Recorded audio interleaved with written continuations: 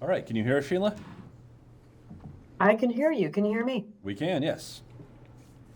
All right, the time is 7:02 p.m. and I will call this meeting to order. May we have roll call, please? Mayor Reichel? Here. Pro Tem Hanrahan? Here. Trustee Britnall? Here. Trustee Klassen? Here. Trustee Engelhardt? Here. Trustee Sanchez? Here. Trustee Seifert? Here. All right, may we rise for the Pledge of Allegiance and a moment of silence. I Pledge allegiance to the flag of the United States of America and to the republic for which it stands, one nation, under God, indivisible, with liberty and justice for all. All right, be seated.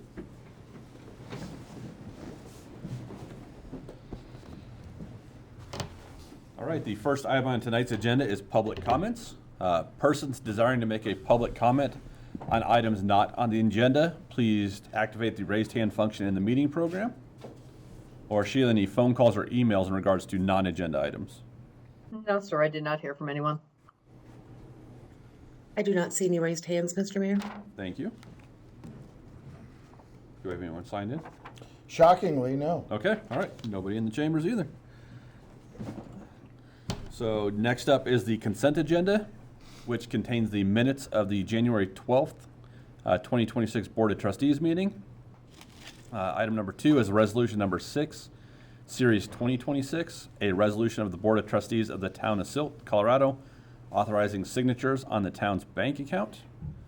Item 3 is the reappointment of Jillian Oman and Larry Stewart to the Vail Board.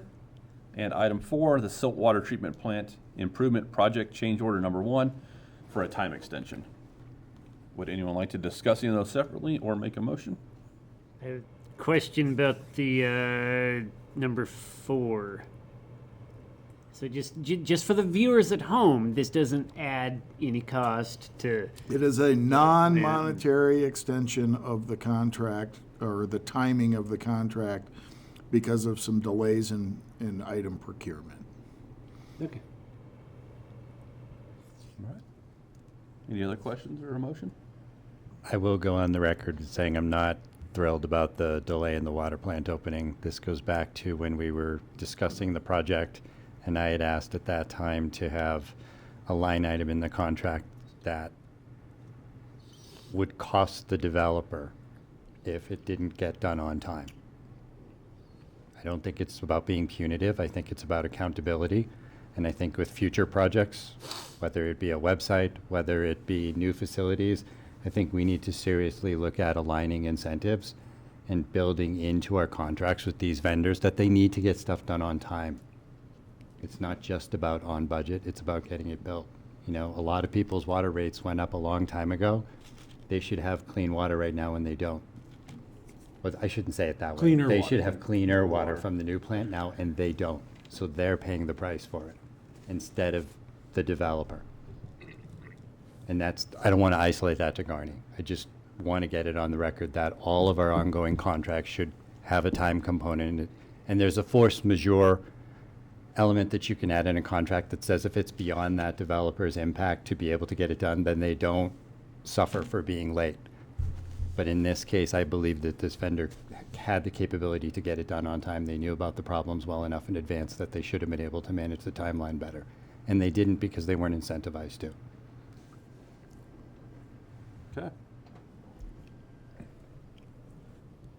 All right. Any other comments or a motion? Mr. Mayor, I'll make a motion to approve the consent agenda as presented. I'll second. Okay, motion by Trustee Britnall to approve the consent agenda as presented, seconded by Mayor Pro Tem. All those in favor? Aye. Aye. All those opposed? Motion carries unanimously. Do any board members have any conflicts of interest with agenda items tonight? No, sir. Nope. None here. None here. So next up is the senior housing update, and I will turn this over to Manager Mann. As we brought to the Board of Trustees' attention earlier this month, Garfield County Housing Authority has indicated that they are going to cease managing Silt Senior Housing because the project itself is falling off the project-based voucher system. which ties the public housing assistance to our facility. And with that falling off, Garfield County Housing has basically said they're going to, not do the management of the facility any longer. At that meeting, you requested us to go search for some additional information because we had presented 3 options, which was to take on full responsibility to do the day-to-day management of a residential facility, continue to operate the facility, but hire another property manager, or seek to dispose of the property and sell it to somebody who then would do with it as they chose. They could either keep it as housing or choose to develop the property. In that discussion, you focused on the second and third options.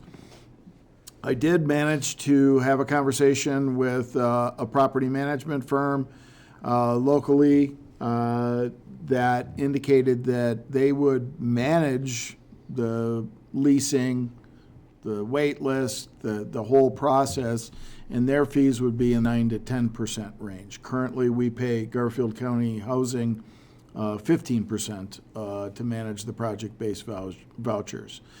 So it would actually be a little less costly since it's no longer a project-based voucher program, and property manager would be able to come in and do it. We would still, as the town, continue to do the property maintenance of the facility.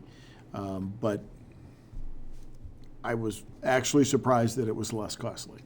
And so with that, I think I turn it back over to you. The whole purpose of our bringing this up is that we do have a Garfield County Federal Mineral Lease District grant that we were awarded for the starting of the remodeling of all the units.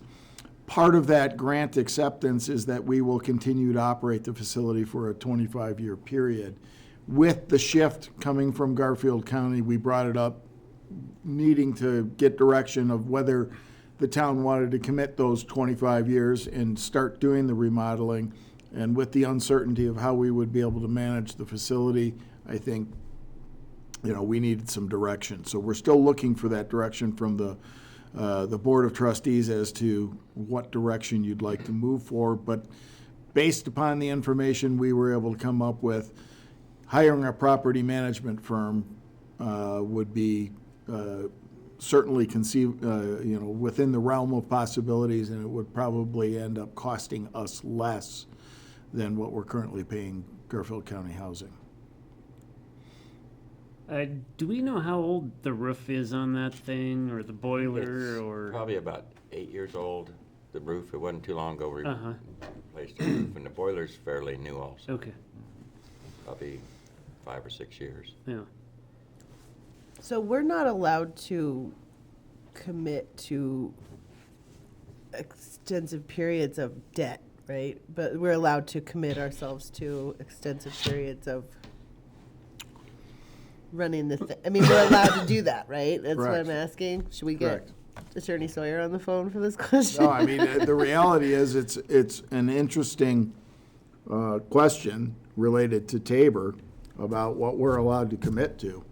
But there's been no previous concern over facilities that we wouldn't operate them for the 25 years as included in the federal mineral lease grant acceptance. But yes, on issuing debt, it's a Tabor question. Or not, I mean, You're not issuing we're not debt. issuing We're just debt. obligating ourselves to something You are for 25 you are years. obligating the town to operate the facility.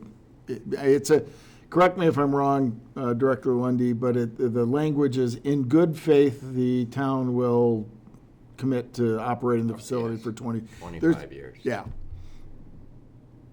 So we applied for this grant underneath it being senior housing. Yep.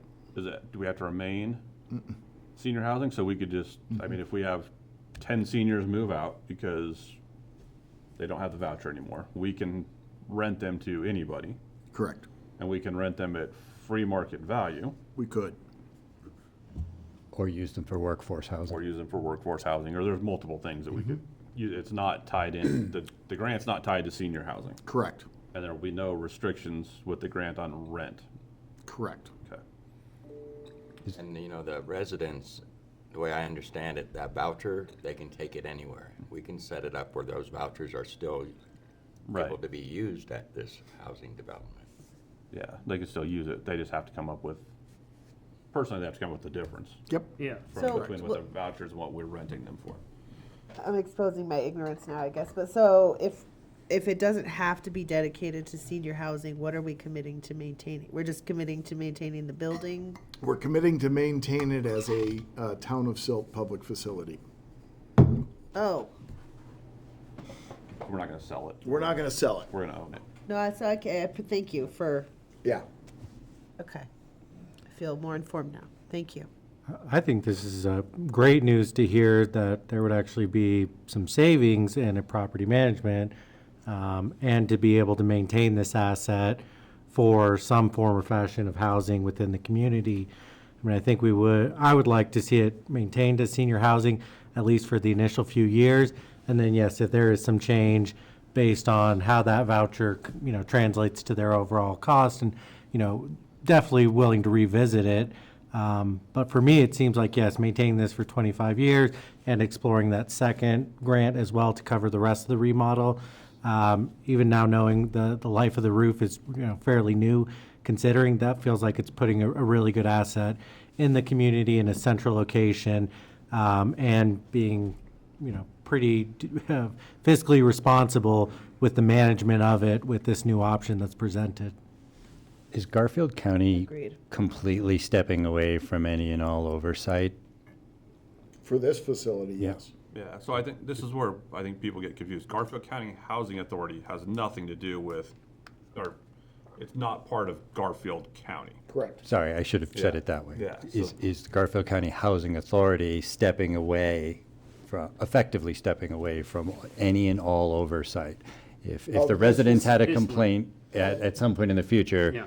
they would go to the property manager, who would then come to us, and there's not going to be something coming in from Garfield County Housing Authority that says, hey, we heard, or we need you to, ... Correct. Correct. Correct. There's That- autonomy in this. That will be coming from our property management firm. And Director Lundin and I have had conversations about some of the things that we would like to get away from doing. Like, right now, the expectation is if your light bulb is out, that we're gonna show up and change it. And that shouldn't be the case. Yeah. And so, there's obviously gonna be a bleed out in terms of changing that philosophy. But these are some of the things that we've talked about that we'd like to get away from doing. That, when you're renting, you have some responsibilities as a renter to fix certain things in your unit. It's not all falling on, the property owner. The other aspect that you talked about, it was briefly mentioned, is it doesn't have to be seniors. It could be anyone. And so we can rewrite the documents of who we would rent to, and it could be seniors, low-income folks, workforce housing. We could put rules in place that says, here's the hierarchy of priority. Seniors first, workforce housing second, and then anybody else. So, we have some flexibility that we can choose to then put on that property to best meet the needs of the community. And again, the stipulation for the grant is public housing, No, just, It's owned by the town of Silt. public, just, We're okay. gonna own the facility. I'm not saying we're kicking out any residents, but we could terminate all the leases and turn it into, a co-work situation, office suites. But we're gonna maintain ownership. Garage. Just kidding. Art Center. Okay. new thank police you. station. No, that's great. We have all those options, in this. And I guess it doesn't have any foundation or structural issues. It's just, No, I think the biggest issue is the plumbing. We've got cast iron pipes, and if we get those out of the walls where they're the joint piping, that will help out a bunch. We've cambered the main that goes through the concrete, and it seems to be in good shape.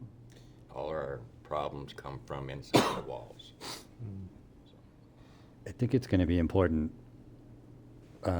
in setting up a contract with a property management company. At various points in my life, I've been involved with them to varying degrees, a lot more recently. We got to make sure we're getting what we're paying for with them, and that we're very diligent about setting up that agreement. There are some shady property management companies within 50 miles of us. I'll just say it as generally as I can, but this is a vulnerable segment of our population, our seniors, and I think we need to manage that property management contract appropriate to that user group. We will, I mean, ultimately, we will have to develop an RFP to go out for a property management. Because this is, I mean, it's a contract that we would be letting. So I would anticipate that there would need to be a public process that we would go through. And I would say on something like that this is one of those cases where the best price wouldn't necessarily be the best option. You want to look at their level of service, what they're going to do, that kind of stuff. Proximity, skill set, Yep. availability. It's in the weeds that these agreements come undone, and these companies fail to do their jobs that they're contracted to. You end up chasing them around. You probably in particular, Joe, you know how this works with some of these third-party property managers. It's not the contract, it's the fulfillment of the details of the contract, that it's, oh, we were busy, or we had other stuff, or it's Saturday night and something happens, we can get to it Monday. This is housing. This isn't an office. Correct. Yeah. Just remember that we're the ones that do all the maintenance, so it trickles to us. And maybe at some point, but I also think a viable property management company will take some of that stuff off of our plate, not add to it. That again gets back to the idea of being diligent in this contract. What are we paying them for? Let's clearly outline what that is, and let's hold them accountable to it. No, I agree. And if this whoever we hire, just wants to mow the yard or water, then that's good. Then Public Works can do other things. And I will, for the record, you also asked us to contact other, the city of Rifle. I have not had an opportunity to do that. Just knowing that we can hire a property management firm that is going to be, less revenue intensive than Garco Housing lets me know that we can still have that conversation with Rifle if we need to. We're not tying ourselves going one way or the other at this point. At this point, I think it's the direction of, do you want, number two, continue to operate that as a housing facility for the residents of the town of Silt, and, hire a property management firm.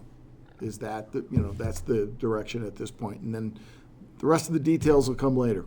When I was obviously confused about, I thought we were going to have to maintain it as a senior housing under these stricter conditions.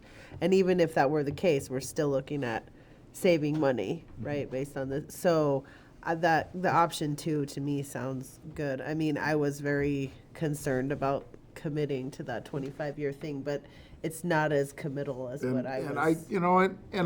The firm that I talked to, I inquired on, because we have other apartment units in this town, and I asked, about comparable rents and et cetera, and right now, the rents that we're charging, even though that they're subsidized by the federal government, they're comparable, if not high. It's not high for the people that are there because they're all being subsidized. But if they weren't But in terms of a market rate, there isn't a huge ability for us to increase the market rate. So we're not, the good news is we haven't been just giving it away. We haven't been giving it away. Will there be standards to maintain to be able to collect vouchers in that building still?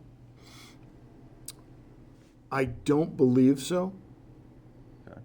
It'll be up to us to put in our application to accept those vouchers. Correct. So, and Garfield, talking to Garfield County Housing Authority, there would be no problem for us to do it. keep taking Okay, those I back. just didn't know as we did remodels, if there's X, Y, and Z that we have to now put in the remodel to be able to collect. There is, one of the units is designated as an ADA unit, and that one is gonna require the greatest amount of remodel because the bathroom is not, Walk-in showers and no it's curves not and stuff. ADA compliant as it stands right now, because similar to this building, that building was built in 1983. It's got the walk-in shower where you can walk a wheelchair into it, but you can't get the wheelchair through the door Yeah. to get to the shower. Sorry, that's, So you have to get out of it, Hold the close wheelchair, it, Yeah. get move in there, open it reopen up, it, get get back in in. it. Remember that comment you made about, or I don't remember who made it, about that, maybe the lowest cost provider wouldn't be the best one? That's one. yeah. It's called victim of low bid. Yeah, uh-huh. And then our grant funding we have coming for this is part of a project. If this is no longer a senior housing project, something like that, do we think we can still get more grant funding? We have the year to do that we can Well, continue it's still to currently Yeah. senior housing. Until file 20 a Right. joint FMLD request with Garfield County Housing. But then any more future grant funding, because this isn't gonna cover the whole project. The existing grant that we have, and if we file one more, that should cover the whole project. Cover the whole project? Yes. Okay. And if we go with option 2, as we're discussing here this evening, we can begin the work on those renovations in the upcoming summer? We would Once start we get immediately. approval to do what we're doing, we'll start we have some quotes on it, and we'll complete that and start as soon as possible. We were ready to start the Units are remodel getting- after the first of the year, but then the hiccup with the project, or the facility falling off, the project-based voucher came up, and it was like, okay, are we gonna keep it? Are we going to be able to keep it and continue to function? But we could establish some momentum for getting the renovations done Right, Yes. in the near future, not the distant future. Yes. correct. That's fantastic. And if mean, grant money is covering all of it, that makes, I feel really good about keeping it as It's not a- covering all of it. Well, if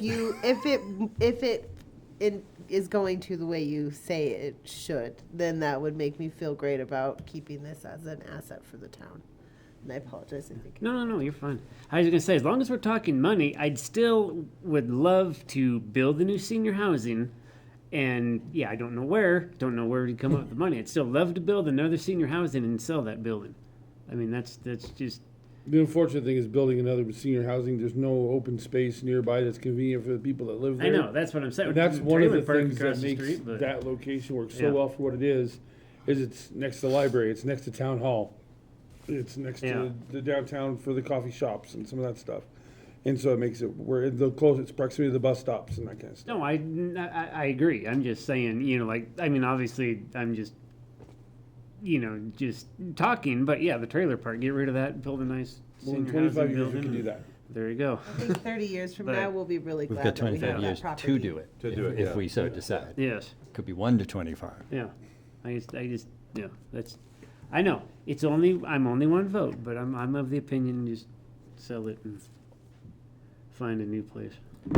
I guess just with the earlier discussion we had around kind of facility needs, at least in these immediate public works, is there a comprehensive facility analysis? Are there other facilities that the town has, other than the water treatment, that you guys are also not looking in the immediate, but determining, when can we get on top of some of the capital maintenance improvements? So it's not as much reactive, but a little more proactive in I nature? think, when it comes to our parks and open spaces, we have a pretty good comprehensive plan in terms of the maintenance that we've been doing, as well as future plans. I think our public facilities for this building and public works have been sorely neglected, and that's why you've got the study that you saw. The only other facility we operate is Silt Senior Housing, aside from the utilities, and the utilities have been master planned as well. We fixed the water treatment plant, or we'll have that completed shortly. We're staying on top of the wastewater side. We have a, what is it, Reg 35? What? Reg 31. Reg 31, which is going to cause us some conniptions. We're starting the process to start planning for some of that as well. Okay. Roads, on the other hand, blank check and we'll take care of them.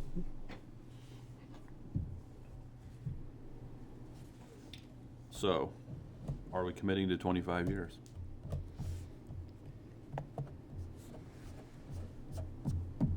I would say we take the grant money and we continue to operate it, because we don't have, as we've said, we don't have to operate it as senior housing. I mean, I think that still should be first. I like the idea of it being when spots are open, basically on a waiting list, and there's tiers of the waiting list. There's senior, excuse me, seniors, then it would be like employee housing or workforce housing, and then move on from there. It gives us control over the outcomes of the Yep. space that otherwise we don't get. Granted, we're taking on a lot of responsibility, but I feel like that's a good balance. It's a service to our senior community. It gives us flexibility in terms of future use or sale. As these things evolve and other people are in these chairs, we're giving them more tools to be able to adapt and deal with those circumstances, because we can't assume we know all of them. No. I just kind of see it as a liability because no fire sprinklers, you don't have real good security on the thing. You know, I mean, But all of that can be scoped out as improvements to be made over time, given that we have control of the space. yeah, no, I agree with you, yes. And I'm sure we'll discover more things that need to be done Yeah. in 5, 10, 15 years, that Yeah. those are gonna be inherent responsibilities. But I like the idea that we can control some of the outcomes for our community members.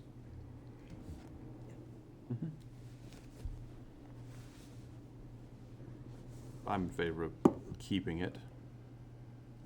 And RFP for.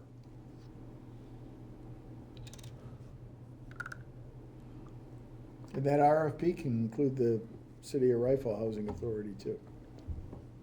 Yeah. Absolutely. If they've got the skills and the personnel skills, and personnel. the availability, come on in. When you said you made a phone call, or you asked one other person for their rate, and it was already significantly cheaper than Garco Yeah. housing rate, so Yeah. RFP could be even. Right. All right. Trustee Seifert, do you want to add anything? Are you awake? Yeah, I know, his eyes are shut. He's finding his mute button. No, he's, There I am. There you go. I would all be for favor of number 2. Okay. Got the consensus to go down that road. I would like to have the numbers, like, let's get the RFP and everything before we start construction, because once we start construction, it's, I mean, It might be tough to get that, is what I think the just- concern. I just know how public meetings work, and we just put it out there that we used to get 15%, and now we're gonna do an RFP, and what do you think people are gonna wanna get paid? 14%, yeah, just to get the. 14.99. Yeah. 0.99, Yeah. What a deal. There you So- go. Well, they also heard the going rate is 9, so. So, once we, Did you hear that? I know who gave me that 9%. once we touch a piece of sheetrock, we're in it for 25 years. Yes. Yeah, if it was a 10-year deal, I'd be like, yeah, sure. It's hard to That's- RFP like something 25, that that's a isn't long gonna time. happen until February of 2027. Yep. When we're, That's true, because we'd have to go. And it's also hard to, I They're mean, you good. can't lock them into a 25-year contract on that. They aren't gonna do that anyway. Right. I was gonna say, we're We not would- we committing wouldn't to want the to. We'd probably provider wanna do for 3-year 25 years. Yeah. right? But I'm just saying it So- wouldn't be, nobody's be doing that long term anyway. But just know it seems like it'd be economically viable for the project. Perhaps they'll forget about the other part of the By discussion. 2027? Yeah. Yeah. When the economy crashes, they'll be doing it for 4%. Yes. Okay, all right. We won't put this video on YouTube. They'll never know No, what they'll never happens. know. Okay. File was corrupted. Deleted. Okay, Joe, I guess you have a remodel to do. All right, we'll get right on it. All right. It'll be done next Friday, perfect. A week from Friday. Week from Friday, okay. Ribbon cutting on it on April 1st. Yes, all right. Okay. If we do quit running to just seniors, though, we'll have to change the sign. We'll figure it out. Figure it out. Needs a new sign anyway. Exactly. Yeah. Spray paint, It needs the new logo, right? Silt housing. Silt Community Housing. Okay. All right. Any more discussion on that, or should we move on? Okay. Next item on the agenda is the Colorado River Valley Police Regionalization. Regionalization. Regionalization I can't move. initiative. Yes. All right, I mentioned it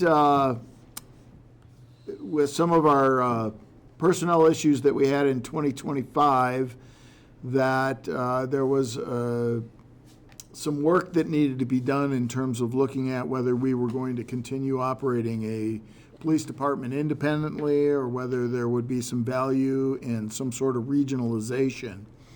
And did bring former town administrator Jeff Lehman in to do some work early on when, as kind of an interim administrative officer for the police department, but then also charged him with looking at what regionalization process might look like.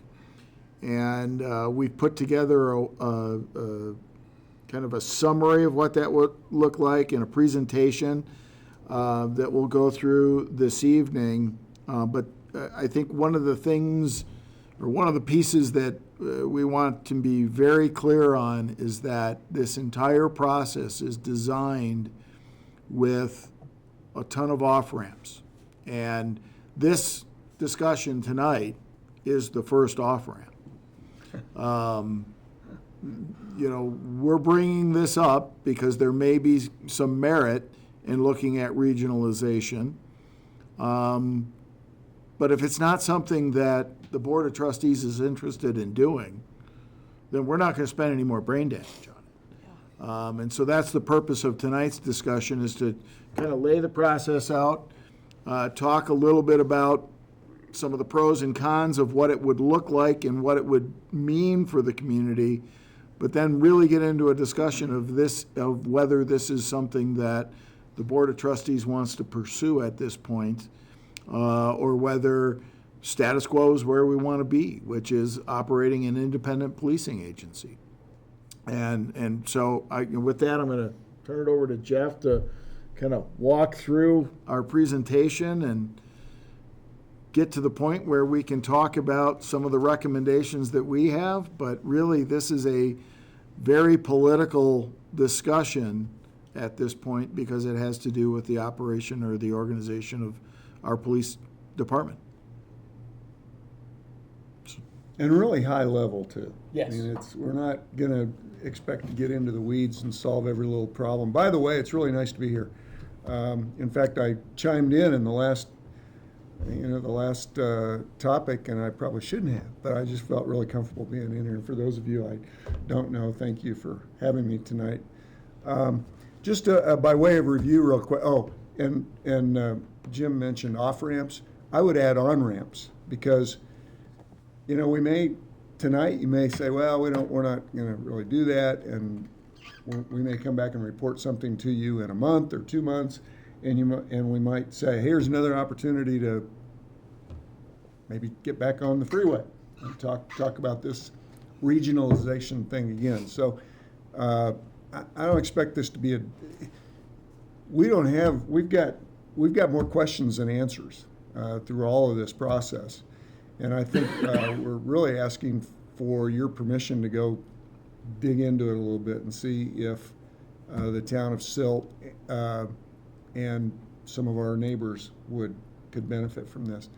But by way of review, really quick, I want to just mention that I sat where Chief Gress sits right now for a long time. I was in law enforcement for 30 years. I was a supervisor for about 24 of those, or 26 of those or something. In the last 15 years, I was a police chief or an undersheriff. So these topics are not foreign to me. It was a while ago, but I do still have some memory about them. So maybe we'll just kind of launch into this a little bit, and if we could go to the PowerPoint and kind of run through this. So Jim and I have been talking about this for a while. He brought it up, I don't know, 3 or 4 months ago. I think with some of his peers here, his peers in our neighboring communities, and there was some interest in at least talking about it. So that's kind of where we started. So the first question is, why even look at this? Why is this even important? These are, by the way, not the end-all answers to even that question. I mean, there's probably other answers for this. And some of these, there's a certain amount of presumption that we make when we look at these answers, because until we really get into it, like I said, we really don't know. But we do know that policing is expensive, and it's getting more expensive. I mean, one only has to look at the equipment that police officers, that we have to buy for police officers to keep them safe, and the vehicles have gotten more expensive. You know, I do remember just that one little bubble gum machine up on top of actually in my case it was 2, but I don't go quite that far back. But you know, things have gotten more expensive, and it's not a bad thing.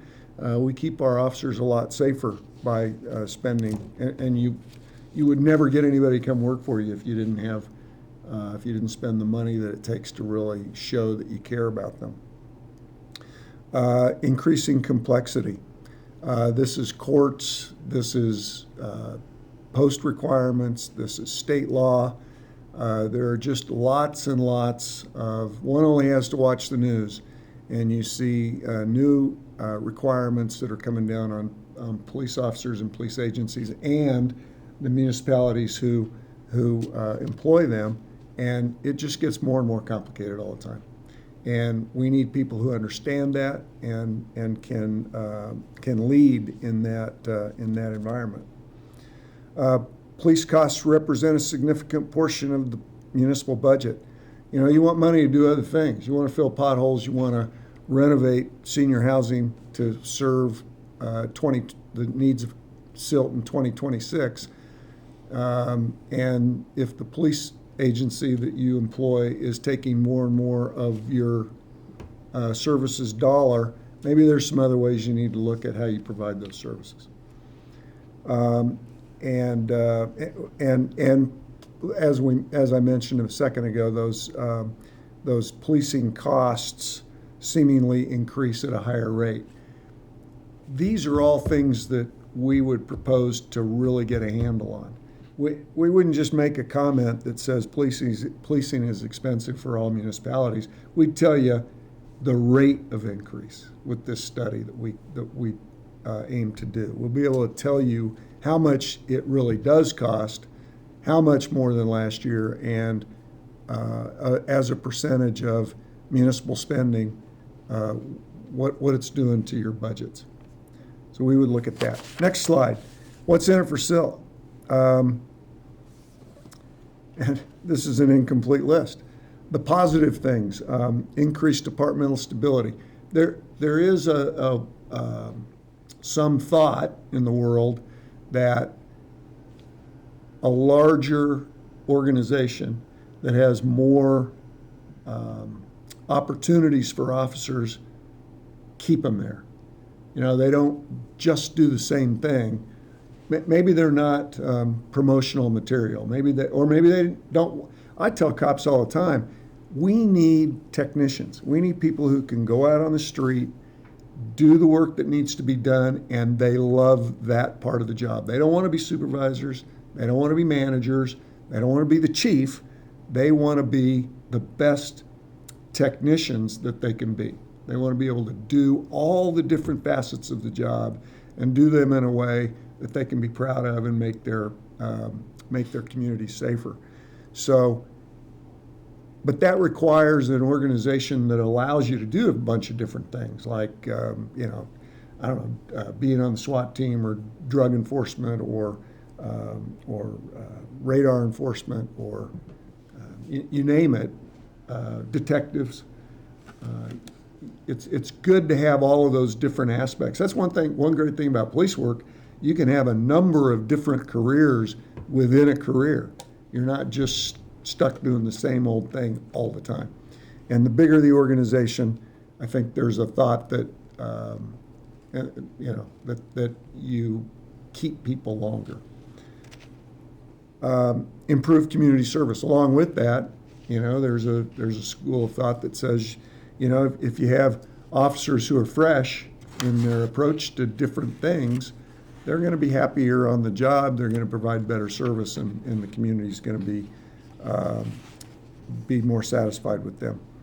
Economy of scale. If we've got 3 different communities that are all working toward kind of the same goals, assuming we could get there, then, you don't have 3 different human resources functions running recruitment ads and competing with each other to get the best possible employees that you can get. You have one. You have one chief. You have, I don't know, 1 lieutenant or 3 lieutenants instead of 6, or whatever that case is. You have a economy of scale with training. You don't have what would you guess? Maybe 6 or 7 maybe more firearms instructors within these 3 agencies. You have only a couple or 2 or 3. You still have what you need, but you don't have more than you need. And then risk mitigation, I think, and deconfliction. When we're working together, there's always a chance that maybe we're not operating within the same rules and regulations. Rifle might have a different order on how to do something than Silt does, and so you have this opportunity to maybe work together a little more effectively. By the way, and again, it's not a complete list. There's still some other stuff that we probably need to think more about, and we will. The negative, there's a thought that you have some loss of autonomy or control. I always say, police departments are pretty well regulated by statute. There are certain things that police departments just have to do, and best practices and so forth. So you as a town board might not have as much autonomy or as much control over the police department as you think you might have. There might be some things that you want them to do.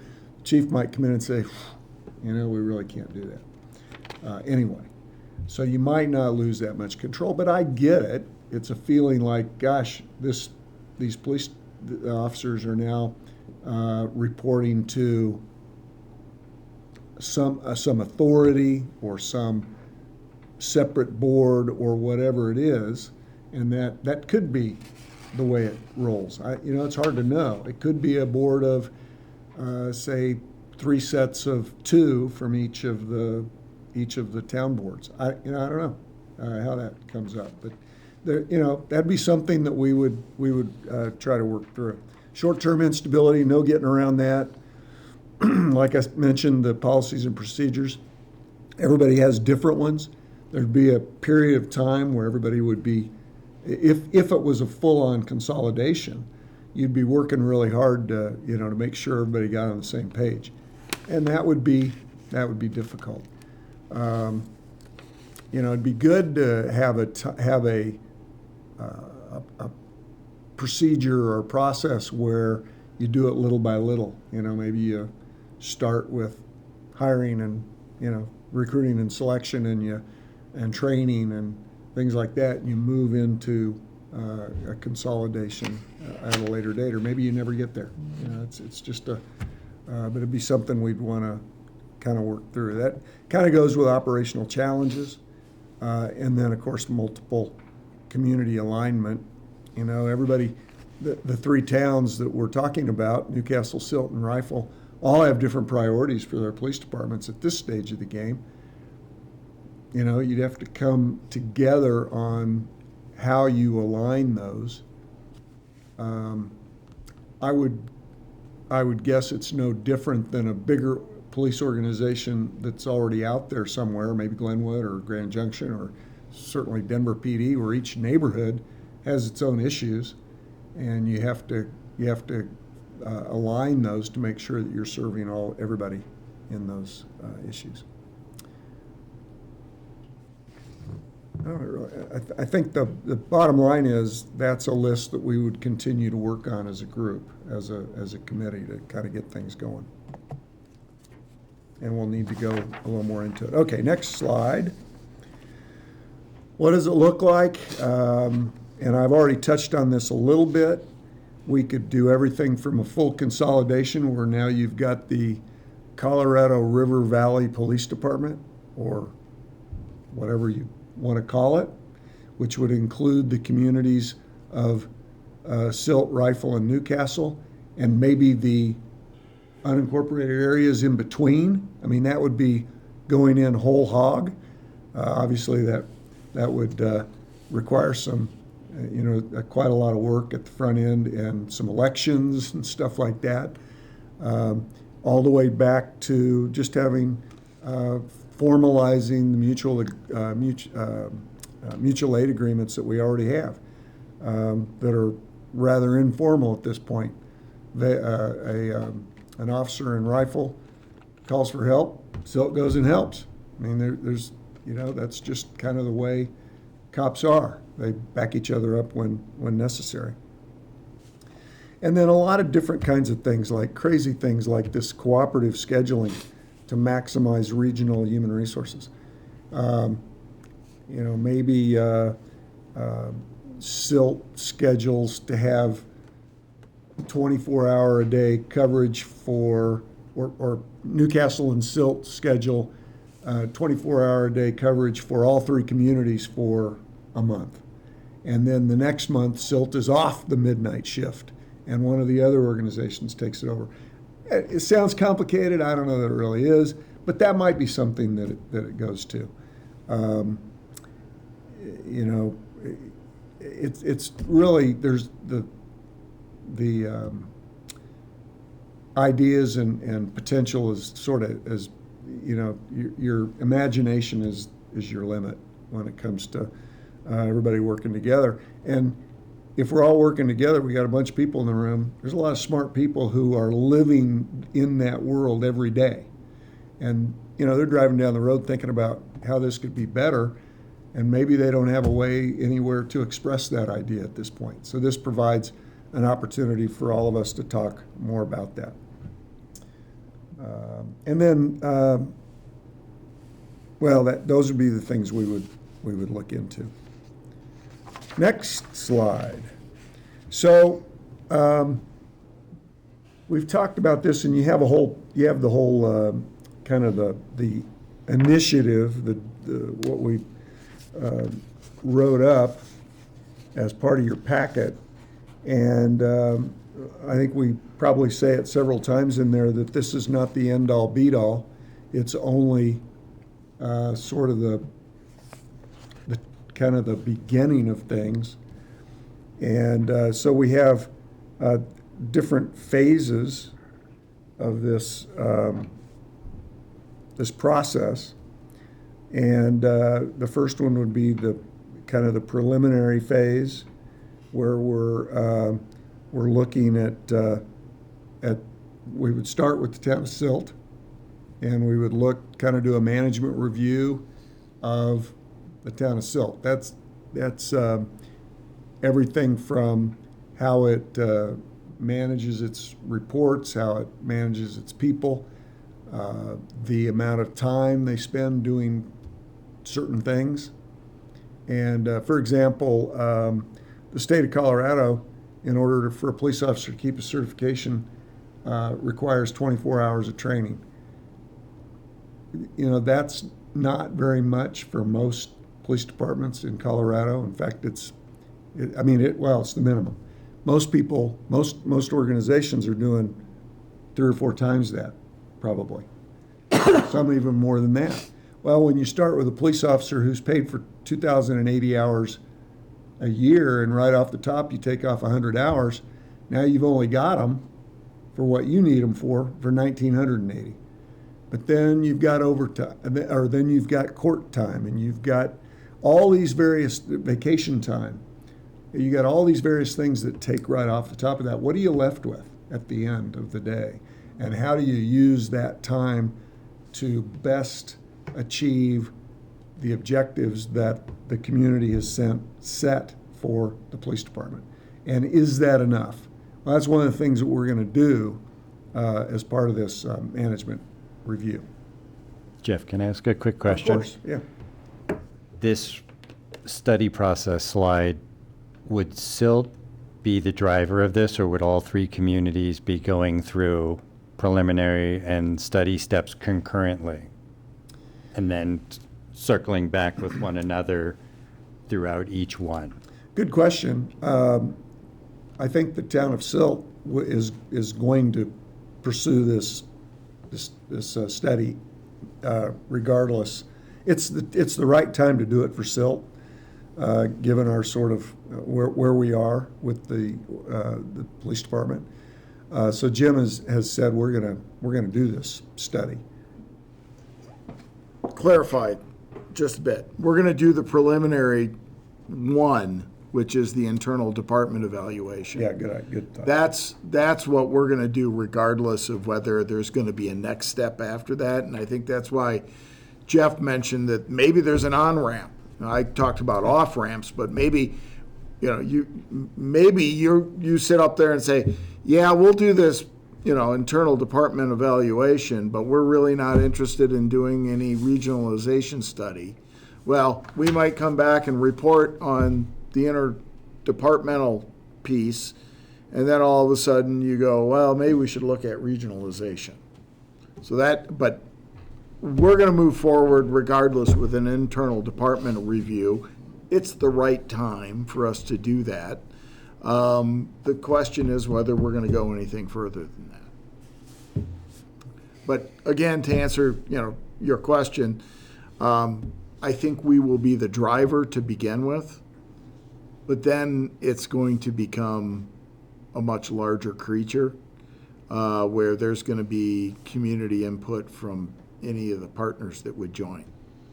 And then, there's, it gets into a lot of the details, but there's going to be there will have to be a lot of communication with the community, stakeholder meetings. This is not a decision you're going to make in a vacuum. There's a lot of unknowns there. Yeah. And also, Derek, to answer further, I think if you were to say tonight, yeah, go out and plan on it, then we're going to come back to you with our results of what we came up with Silt. But then we would take those results and our ideas to the other two towns. The other two towns will add an incredible amount of texture to that conversation, because they'll say, did you think about this?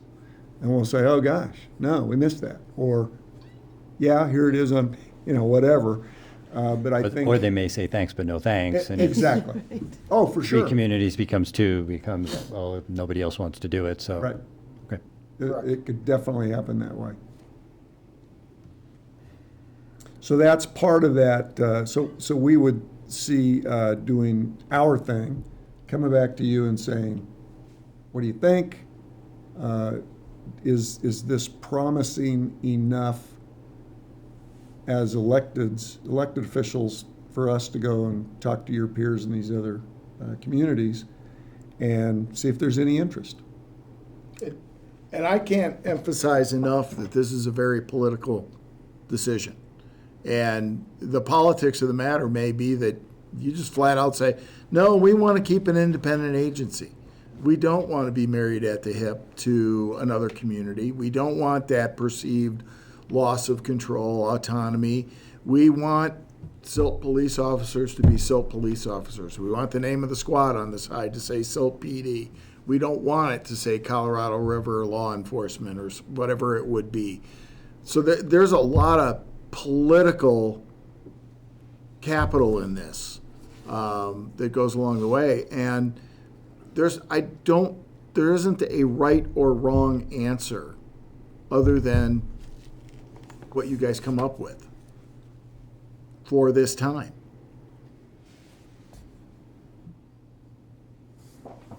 I mean, today it's PD, then tomorrow it might be town managers. You have to get rid of that dead weight. Regionalize the There heck one out of among that. the 3 towns. I've already told Patrick we're just gonna annex. I mean, at some point in the future, 30 years down the road, you never No. know, it might be one giant. One giant town through here, huh? I don't want to annex into Rifle. No, be nice. Now Might be it's one on, of our now it's on partners. the I record. know, I yeah.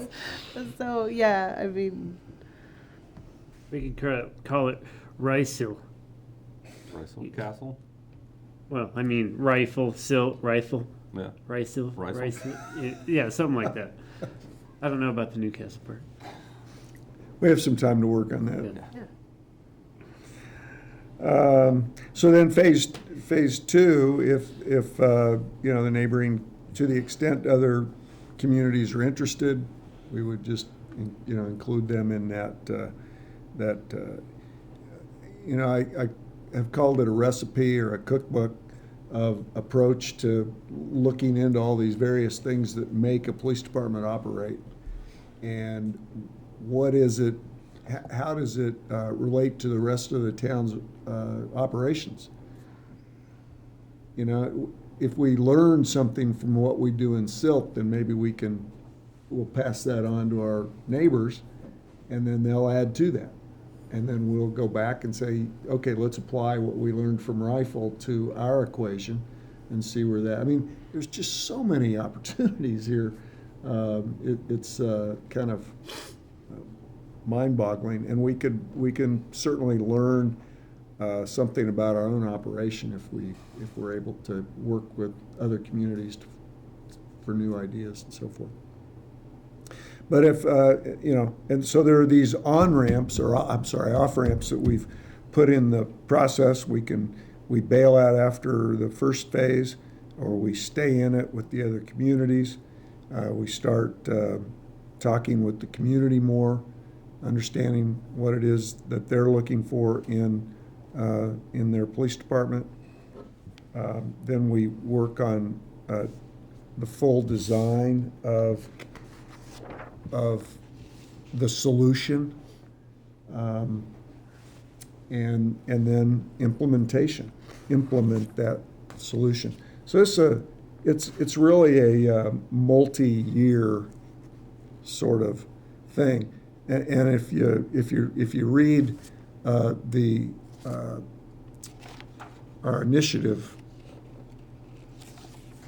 the white paper, basically, we're already behind schedule. So, because it says we're going to define the issue statement in January. Well, we're not. We're almost through January, and We're defining it tonight. we haven't quite gotten it You done just yet. did. Although we did talk about it in the first couple pages of the document. So that's kind of where we are. And if you ask, I guess one more slide.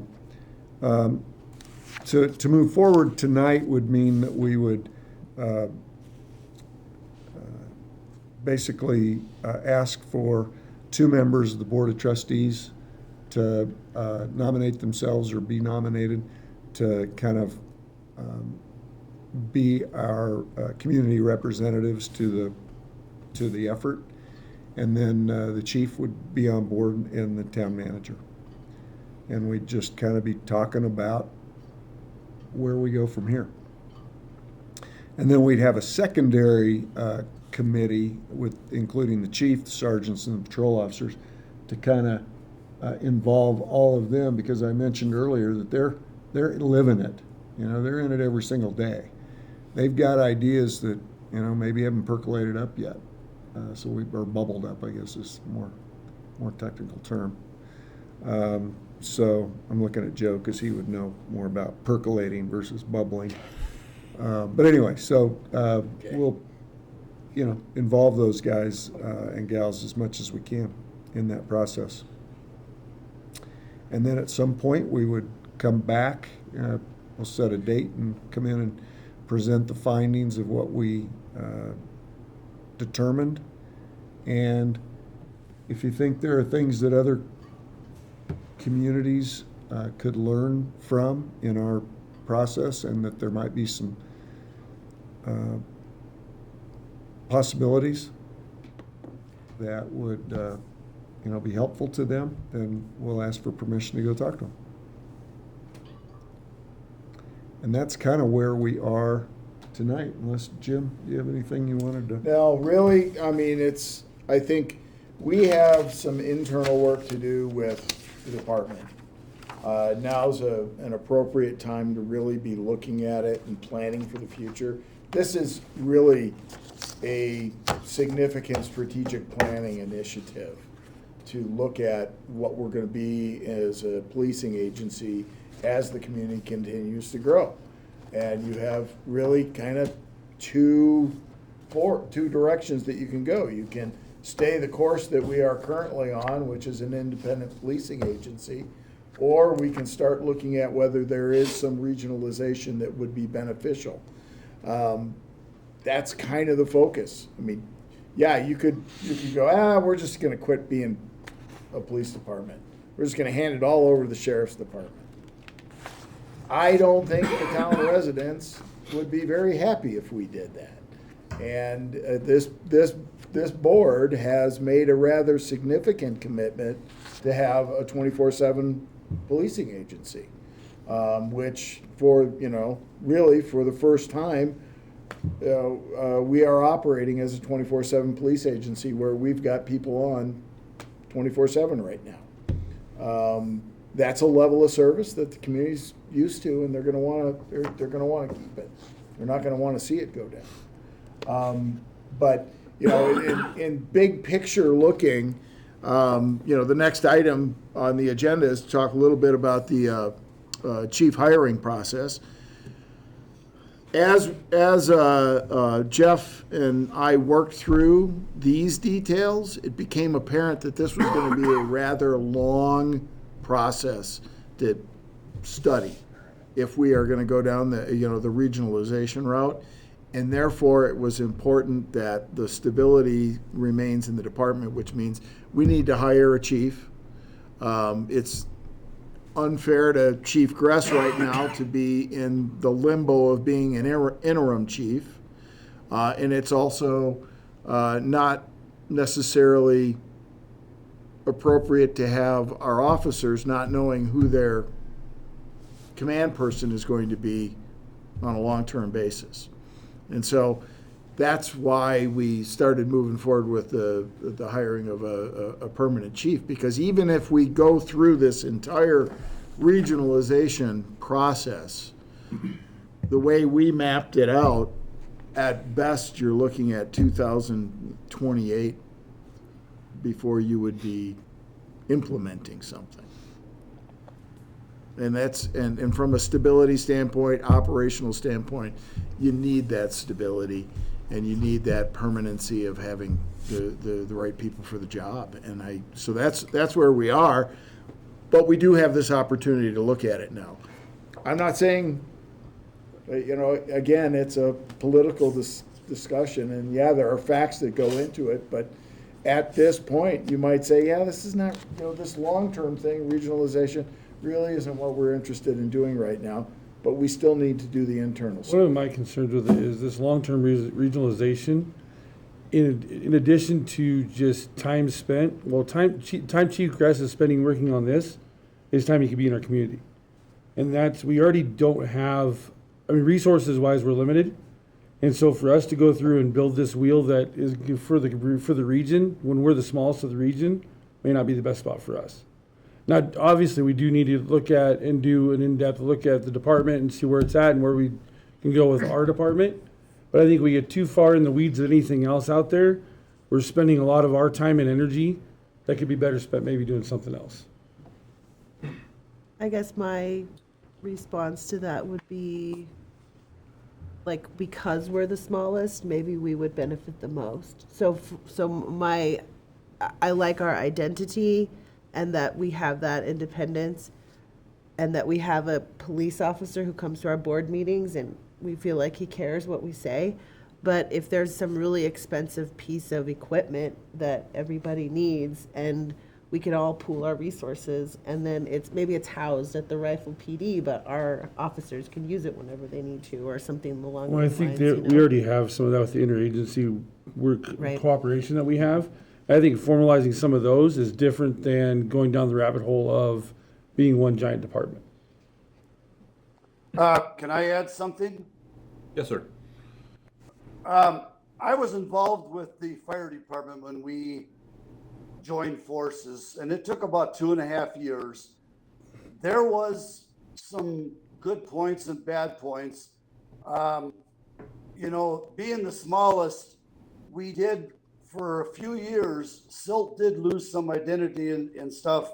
So just it's something to think about. I mean, it took about 5 years, and actually it took to the current chief that we have now to kind of get things smoothed over and running properly, you know, because it was Bernie Mountain and with Silt and Newcastle, and then we joined with Rifle, and it didn't go planned. There's a lot of things I know I would see would change. There's just some things would have to be done a little different. So I'm just throwing that in there. I think, go ahead, Chris. No, please. No, I was just gonna say, my first thought is, you know, what does our new logo say? Colorado's hometown. What do hometowns normally have? Their own individual police department. But I still feel it's worth the ask, because if Rifle and Newcastle say no, then well, I guess that's the end of it. And obviously, I mean, you're still going to do phase 1 anyway. So I mean, that's probably worth to do. But I guess those are my 2 cents. I mean, it's worth the ask. But personally, I kind of feel that I like our own individual police department. I feel like there are so many scenarios and possibilities that could come of this in different ways that this could really actually manifest itself. So, you know, I don't know, I share all the same concerns, and but I think we could potentially benefit. I just think about how complex the policing environment is and how expensive everything is, and that some of that cost burden sharing could benefit us, but I don't know. I'm open. I'm interested in the information, certainly. I think it's a good time to do the research. I appreciate that it takes time and effort, but I think with the expansion of the population that's coming, with the expansion of development that's coming, we don't necessarily know what policing is going to need in the future. And this gives us at least one or a subset of lenses into what is that going to be. And once we have that information, we may decide, well, we're going to do these things ourselves, but we can't do them all. So it may not be a Colorado River Valley Police Department, but it may be more interagency agreements could be an outcome of this. Hey, we need to work together better on, let's say, drugs for the sake of the hypothetical, because that's an area where 1 or 2 out of the 3 has a gap. It may not be an umbrella organization that covers everything for all 3 locations. I could see it more likely ending up in specific use cases where we have increased interagency agreements.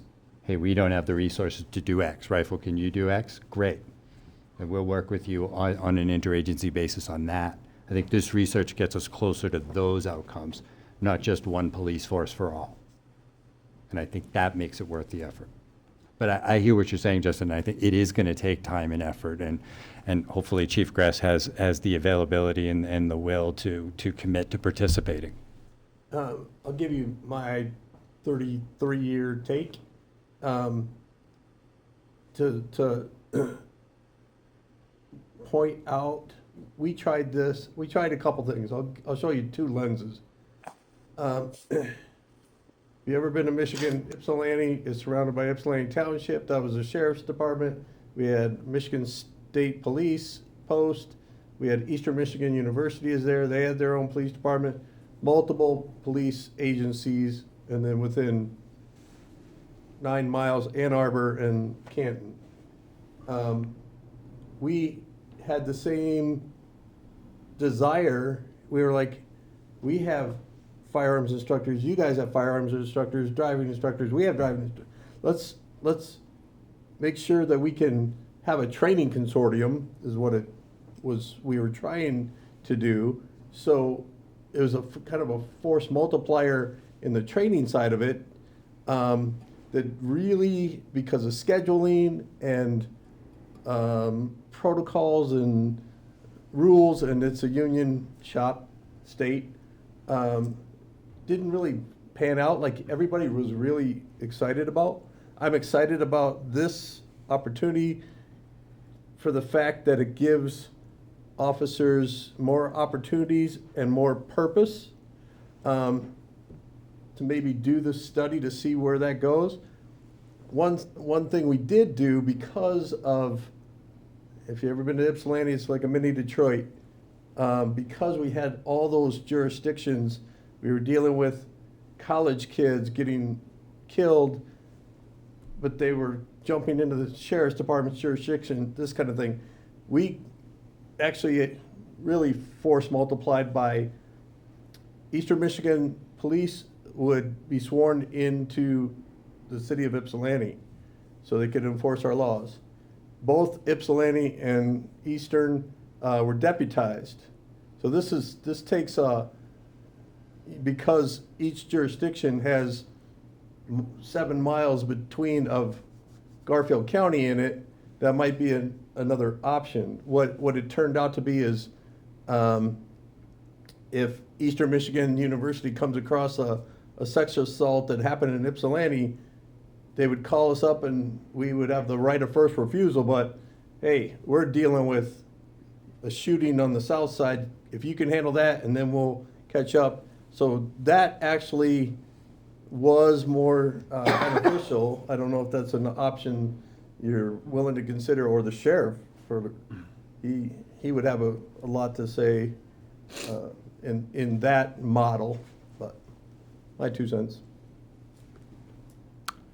I think I'm very supportive of continuing conversations and partnering. I think, the opportunities where you can go further together make sense. Things like, human resources and posting of jobs where we can lessen the competition between each other and try and bring people into the community. I think for career growth opportunities where we can get officers might grow here but may move into neighboring communities, feels like great ways to continue to keep those individuals in our community, growing in their profession, and being people that, I know I go to Rifle in Newcastle, so it almost makes sense that, the police force is able, and faces that are in those communities as well. I think for purchasing power, it seems like a great opportunity. It sounds like that might be something that's already done, but continuing to formalize where, we don't have to buy our own, they don't have to buy our own, but if we come together and collectively bulk purchase something, well, opportunities for discounts. So it seems like there are a lot of benefits. I do think, devil's in the details as this gets kind of, further along and really understanding, well, what does that look like? There might be some opportunities to share certain agreements, but maybe we maintain the, autonomy of it, or how that all shakes out. I'm great with the, presentation as is and kind of the roadmap that's going. I would just like to see that continue forward and, get more information to decide where to go from there.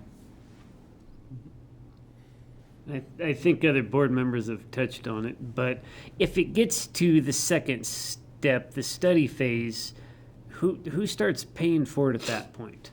Are we paying for the whole? We're all paying for it. The study part. Newcastle Rifle, are they?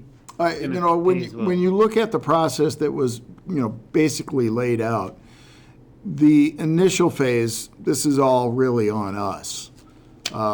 When we get into the study phase, and that would be that either Newcastle or Rifle says, yeah, let's really kind of go down this path, we're sharing those costs.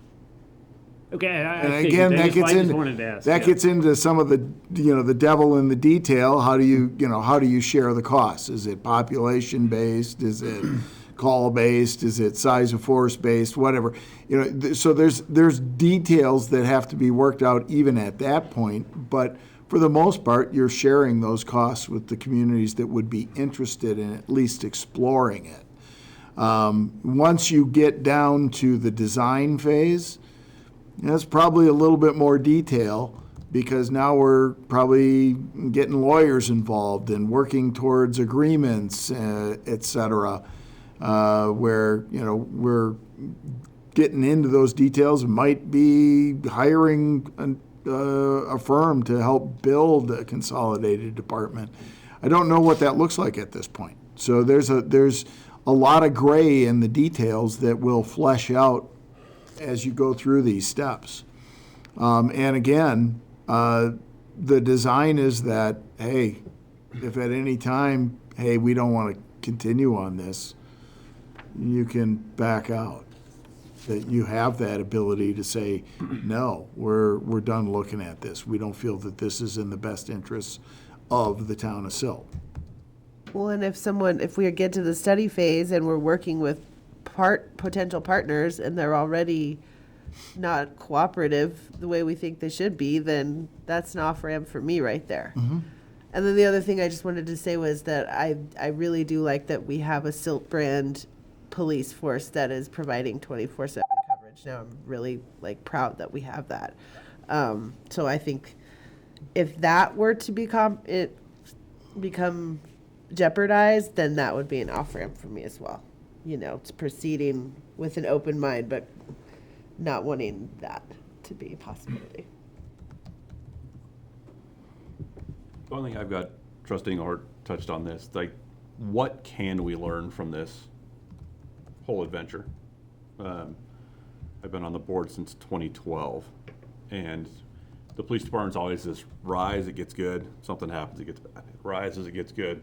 What can we find that's going to make it more consistent?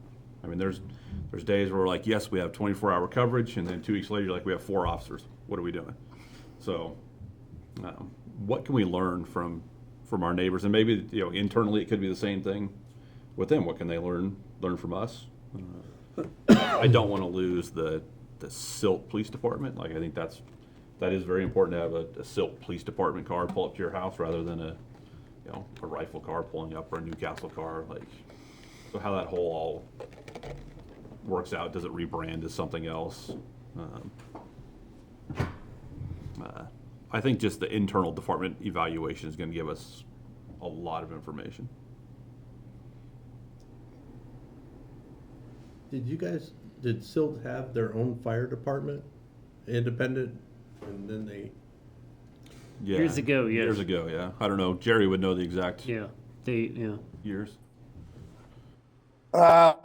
Silt and Newcastle, we had our own fire department since 52, 3. Rifle had theirs, and then in 2010, we started, or actually 2009, we started the consolidation, and it took until about 2011 to finally we consolidated, and that's when we came up with, it was called the Colorado River Fire District then. And then we became one. Our one chief retired, so we had one chief. And, but there was some years of growing pains because we did lose some service. We lost, I'll be honest with you, we lost some personnel because, it just, they wanted to keep their own identity and, it was some growing pains. But yeah, we were, actually when it first started, Newcastle was a separate one. Silt was separate and Rifle was separate. And then in 94, we went Silt Newcastle, it was called. And then we changed it to Burning Mountain. And then in 2010, we consolidated and it became Colorado River. I had some conversation with Chief Sackett related to the consolidation, and I think one of the nuggets that I took out of that conversation was devising the consolidated department was the easy piece. It was the actual implementation of the consolidation where you had different ways of doing the same task and who was right. And so that was from an operational standpoint, Chief Sackett said that was the more difficult piece than negotiating and designing and doing the study and getting to the point where you're going to merge and consolidate. It was the actual operational side and actually going ahead and pulling the trigger and whose policy and procedure was the right one versus somebody else's. And that was created some of that angst. And obviously, from what Trustee Seifert said, you lost some personnel along the way. Yeah, because I mean, you had Rifle had their way of doing things for 40 years. Silt and Newcastle did. All of a sudden, you know, who's right and who's wrong? Everybody's right, but nobody wants to be wrong. And pretty soon, and like I say, it cycled through 2 different chiefs and personnel, and now it's running smooth. But it took, honest with you, it took about 5 to 7 years to cycle through.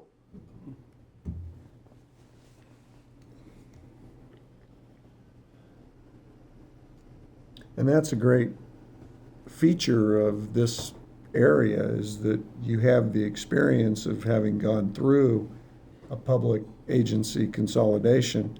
And you have people like Jerry, and Jerry's not the only one who has memories of what that was like, and their experience there can be helpful in this situation. And I think it's always important to get the people on the ground, the people who are actually doing the work, get their input. Things are how are operating.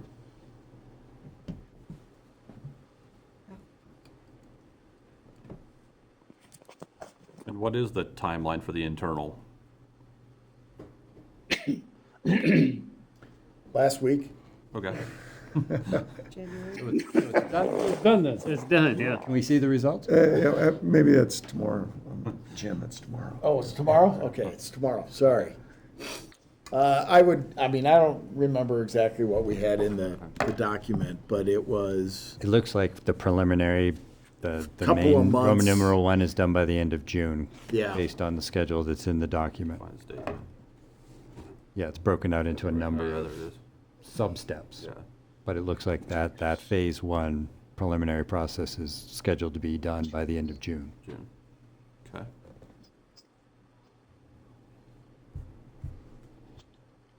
I think that'll probably be my big on or off ramp. Yeah, let's just get some information. I just Decided, yeah. would like to see that internal be comprehensive, not focused towards one way or the other. And try to just gather just information about our current status and what we think future needs would be, and then go from there. It'd be really easy to possibly, if someone had leanings towards wanting to have this grand plan to merge it all together, to slant your evaluation towards that possibly. I'm not saying that would happen either way, but it's something to try to be cognizant of, try to not go either way. When you're getting the information, so we're getting unbiased and just what we've got. I'm just looking at the document, the internal study really would be February, March, April. Yeah. So about a 3-month time frame. Okay.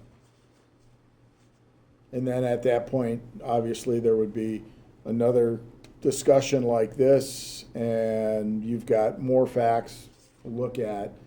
Is this something you want to approach the other communities with?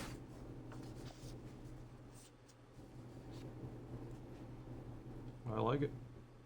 I think it's a good start. And Justin, you're absolutely right, and that's why we are, appealing to you to have a couple of people maybe step forward and kind of be part of that, so that we can, you can hold our feet to the fire as far as being as objective as we can possibly be. I would nominate Jerry. He's already been through it once. He just expressed what he's already learned and dealt with in the prior consolidation. See what happens when I'm just saying, I'm asking him if he'll do it, because he's already done it once. Look on his face. He's like, I'd be proud to serve on it. I mean, I'd be glad to. I knew Jerry would say that. Yeah. It is right up Jerry's alley. So did you. yeah, he's done it. Yeah. I guess, would you want a defense-minded attorney in the room, or is that the last person you would want in the room? If you're willing to do it, I think you should do it, because I don't have the time right now. I'm going to be volunteering for something else and shortly, so I'm just chalk out a time. I can't. So if you'd like to be nominated, I'd gladly nominate you. I mean, I could help in that way if you think it would be helpful. And I'm not. I mean, I'll just help as much as I can. Because, I was actually thinking you would be very good for Are that. you sure? You know the law. I was gonna. I was gonna. You literally are a lawyer. Because I think that is a good viewpoint to have. It's not the typical viewpoint. And like I said, I've been through 3 police chiefs. I don't even know how many officers. Like, Well, you've got that experience. but yeah. I think I'm probably biased on what I would want the outcome to be. I'm like, it's like the ultimate devil's advocate. Yeah. Is your The, role. the mayor's too jaded Yeah. to participate. He's seen too Wow. much. Yeah. Lots of good things, but there's Well, and other the other 5 board members will be, they'll be the next line of reason. Yep. That's great. Thank you, Jerry. No problem. Trustee Engelhardt. No problem. Happy to help. Yeah, but I nominated him, so I Yeah, had to call thank it you out. too. Yeah. Threw him under that bus. No good deed goes unpunished, as they say. Jerry. Okay. Well, thank you, Mr. Lehman, for all your work. Thank you. I appreciate it, and I look forward to being part of it. Okay.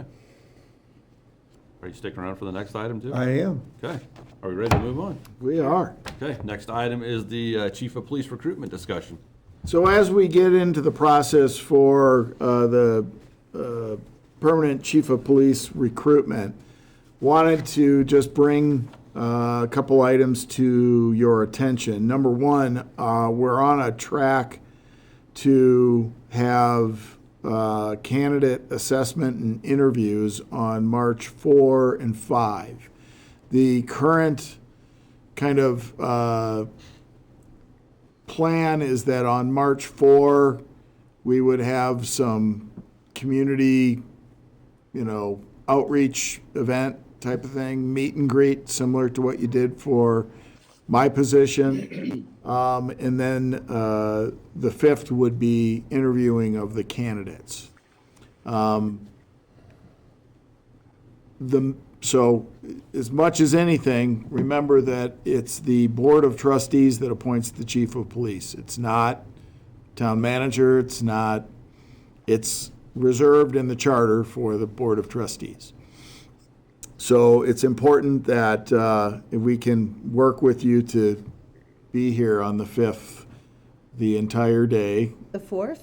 No, Oh, the the 5th. 5th. Okay. The 4th okay. will be an evening That's the thing, okay. probably. The 5th will be the actual candidate interviews. So we can't blame you, so we better show up and do a good job, is what you're saying. You can always blame me. Try it, You please. can always blame me. Okay, What day is that? got it. That's a Thursday. Thursday. Okay. Yeah. The applications are due on February 9th. We have received a couple already. And dependent upon your direction this evening, we would narrow that pool of candidates down somehow.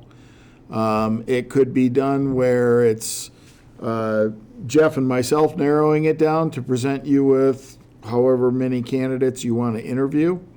Or it could be a similar subset of the Board of Trustees narrowing that group of candidates. The question is, how much involvement does the Board of Trustees want to have in narrowing that pool of candidates down from the number that we get to the number that we're going to interview? I have hoped that I will get 12 applications, 6 of which will be qualified, and then we narrow that down to probably interview maybe 4. That's my hope. Don't know whether that's going to happen or not. We may end up with 3 or 4 candidates, and then we'll interview all 3 or 4 of them, probably, if they're qualified candidates. I would hope that we see more applications than that, though. Oh, I'd hope so too. I do have 3 applications at this point. Oh, did we get another one? There, we're up to 3. Well, maybe what we do is we wait till the 9th of the close, see how many applications we have, and then discuss further the process of reducing them if Sure. it's needed. Yeah. Sounds like a good idea. I'd rather have the direction now so we know what we're going to be doing, because from February 9 to March 4, 5, Isn't very long. it's not a long period of time, and we have some other interim steps that we're working on doing with the candidates that will be outside the interviews. And we will need to coordinate travel for them in some cases if they're coming out. So it may Yeah. be also a question of their own scheduling challenges. I mean, do we want to just pick a number of people we want to interview and then say we need to narrow it down to 4? I mean, I'm fine with them narrowing it down to the 3 or 4. Get it down to 4. Yes, ma'am. What process did we use for the Some interim ideas. chief when we went through that? We, you interviewed a couple of individuals. Didn't we talk to 3 different people?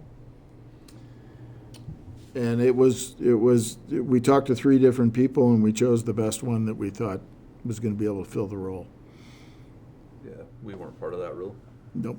application process, yeah, since it was an interim. And there was not a different, formal yeah. process that we went through. It was hey, who's out there that might be able to step into this role? And we need to get this done quickly because Yes. Can we Most schedule? Chiefs' processes have panels, meet and greet, like the initial, and then depending on the size, they'll narrow it down to the semifinalists, and then have the panels, and that'll get dropped to the 3 to 5, in my experience, and then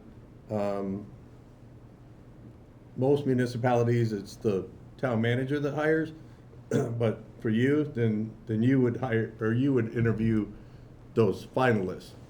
Because there's certain publication laws that, once you narrow it down to so many finalists, then that can become public. Yeah.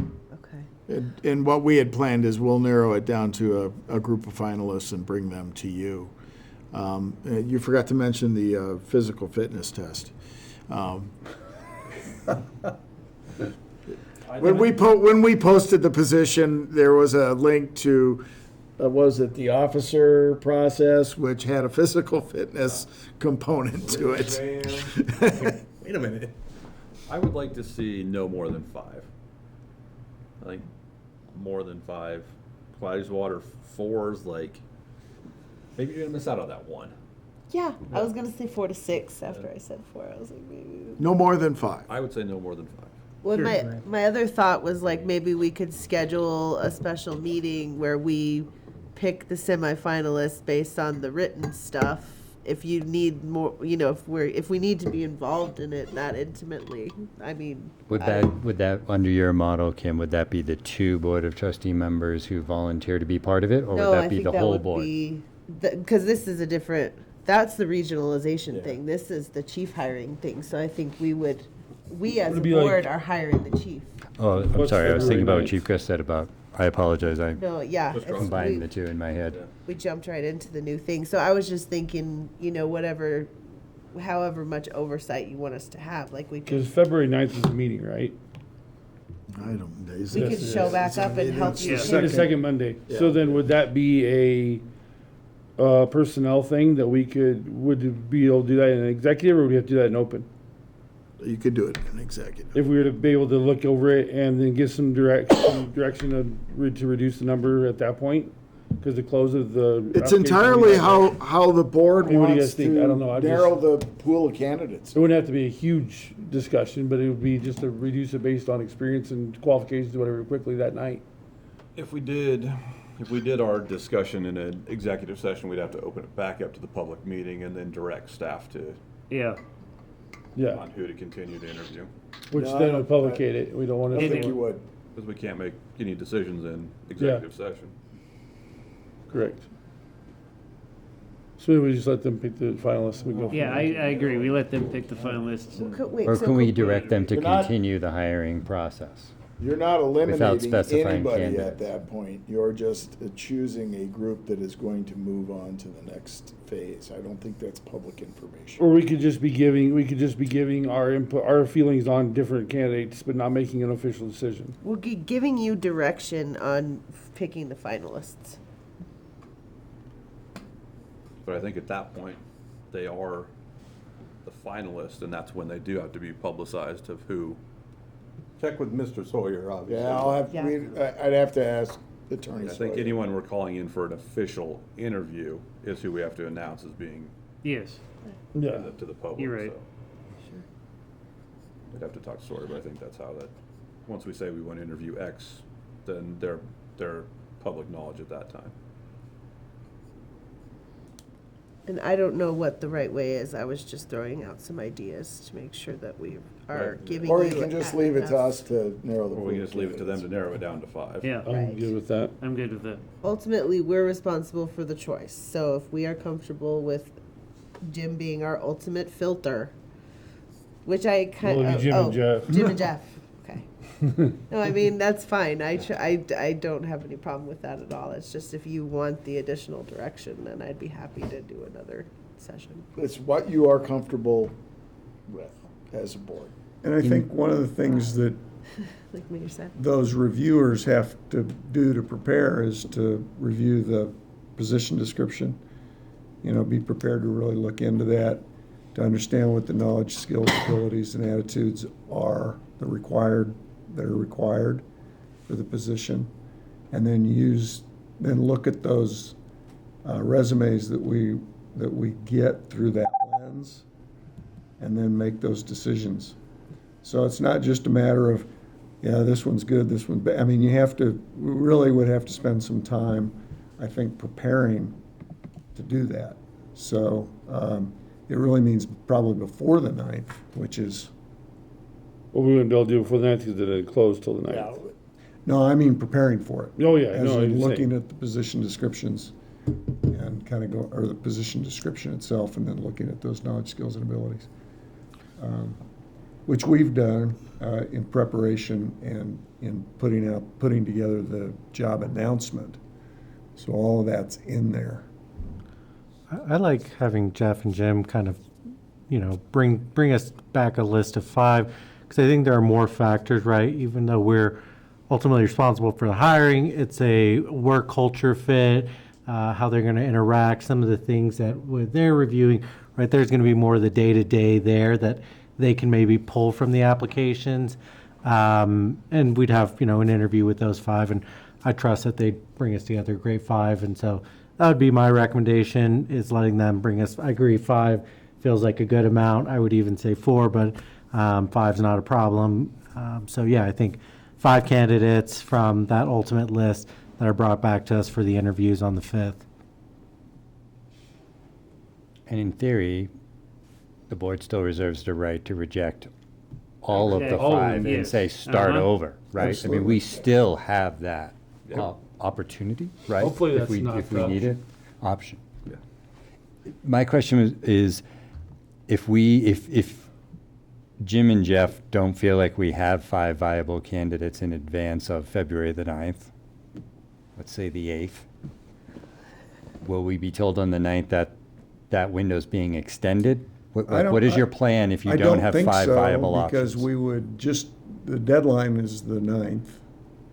So we would just be looking at those candidates, starting to look at we'll start to look at them as they come in, obviously. I don't know that I'd want to say that we would without, because then the next step is, and Derek points it out, that in order for them to be an official finalist, we'd need to call them and offer them a slot as a finalist. And, they might not get back to us that quickly on the 9th. I mean, maybe they have to talk it over with a family member. One, or I think whatever. the thing is, I don't think we could extend the date much longer, even if, depending on the number of candidates, just because, do we just leave it open indefinitely until we get, I mean, that's not No, fair to but- people interviewing. Yeah. Maybe on the 9th, we get a status update that says, we've received X number and we're confident on initial review that we've got 5 from within this group. we shut it down today. Or conversely, we got a lot of candidates, but we're not confident that we have 5 viable based on initial review, not a complete one. We're asking to extend the hiring period so that we can try and get more. I'd like to have that check-in on the 9th. Yeah. I think we can have that check-in on the 9th, but I don't know if it's gonna, Yeah, I mean, if they're interested, they'll have applied by the 9th. Yeah. I think it's for our interim police chief and our police department employees that, we keep dangling the date out there, kind of leads to maybe some unrest and. But we still owe it to the residents to find the best candidate, Yeah. right? I'm trying to figure out Yeah. an effective way of balancing those needs. So if we don't, we have a minimum of 2 good candidates, then we extend it? I don't know, Yeah. that's a discussion we can look forward to on the 9th. There we go. That might be something to talk to Mr. Sawyer too. Just Yeah. when you publish an announcement, it's like any other HR thing, right? Sooner or later. Yeah. And those candidates have, Expectations. or jobs as well. That's why the finalist, becomes public and then they have to deal with that. And they applied for other chief jobs. If we extend it, we run the risk of Right. losing some of Losing that candidates. initial 3 Yep. out of the 5 that we thought were viable. Well, so did those other communities because they hired them. Yep. Or if you keep extending it, somebody that was a candidate, maybe like I'm not dealing with the clown show and waiting to see until you guys make up your mind. Yeah.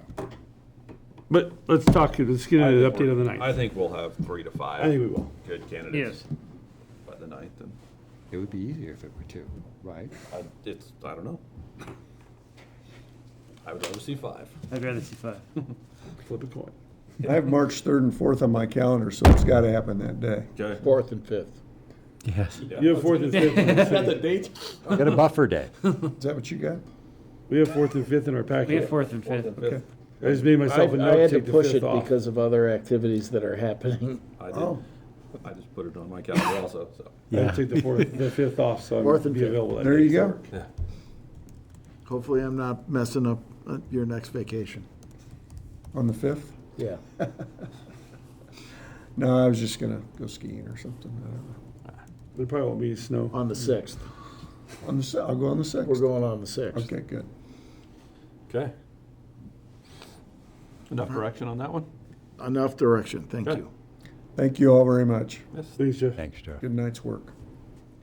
Thank you for being here. You can stick around for the last little bit if you'd like to. I'm sure you miss these things. Some parts. This next part, not so much. All right. Okay. You don't miss me, Jeff? I miss you, that- Amy. That hurts. Totally. He misses you, but not I hadn't. financials. Yeah, I hadn't seen you. I didn't even know you were here. How about that? Sure. Nice to see you. All Me right. too. The next item on the agenda is the December 2025 financial and balance sheet. We will turn this over to Treasurer Tucker. Thank you, Mr. Mayor. So, of course, it's for the month of December, which means 100% of the year has gone by. I can't honestly say that 100% of the expenditures are reflected in these financials since we're still having invoices come in the month of January and probably into February. We did really well with our sales tax, 22% more than what we thought we were going to get, and 10% higher than what we had gotten last year at this time of the year. Besides that victim assistance fund, we were below your appropriated expenditures for all of our funds. And we hit the mark on our use tax, trash, water, wastewater, and irrigation fees pretty much on the money. And I'll answer any questions that you might have.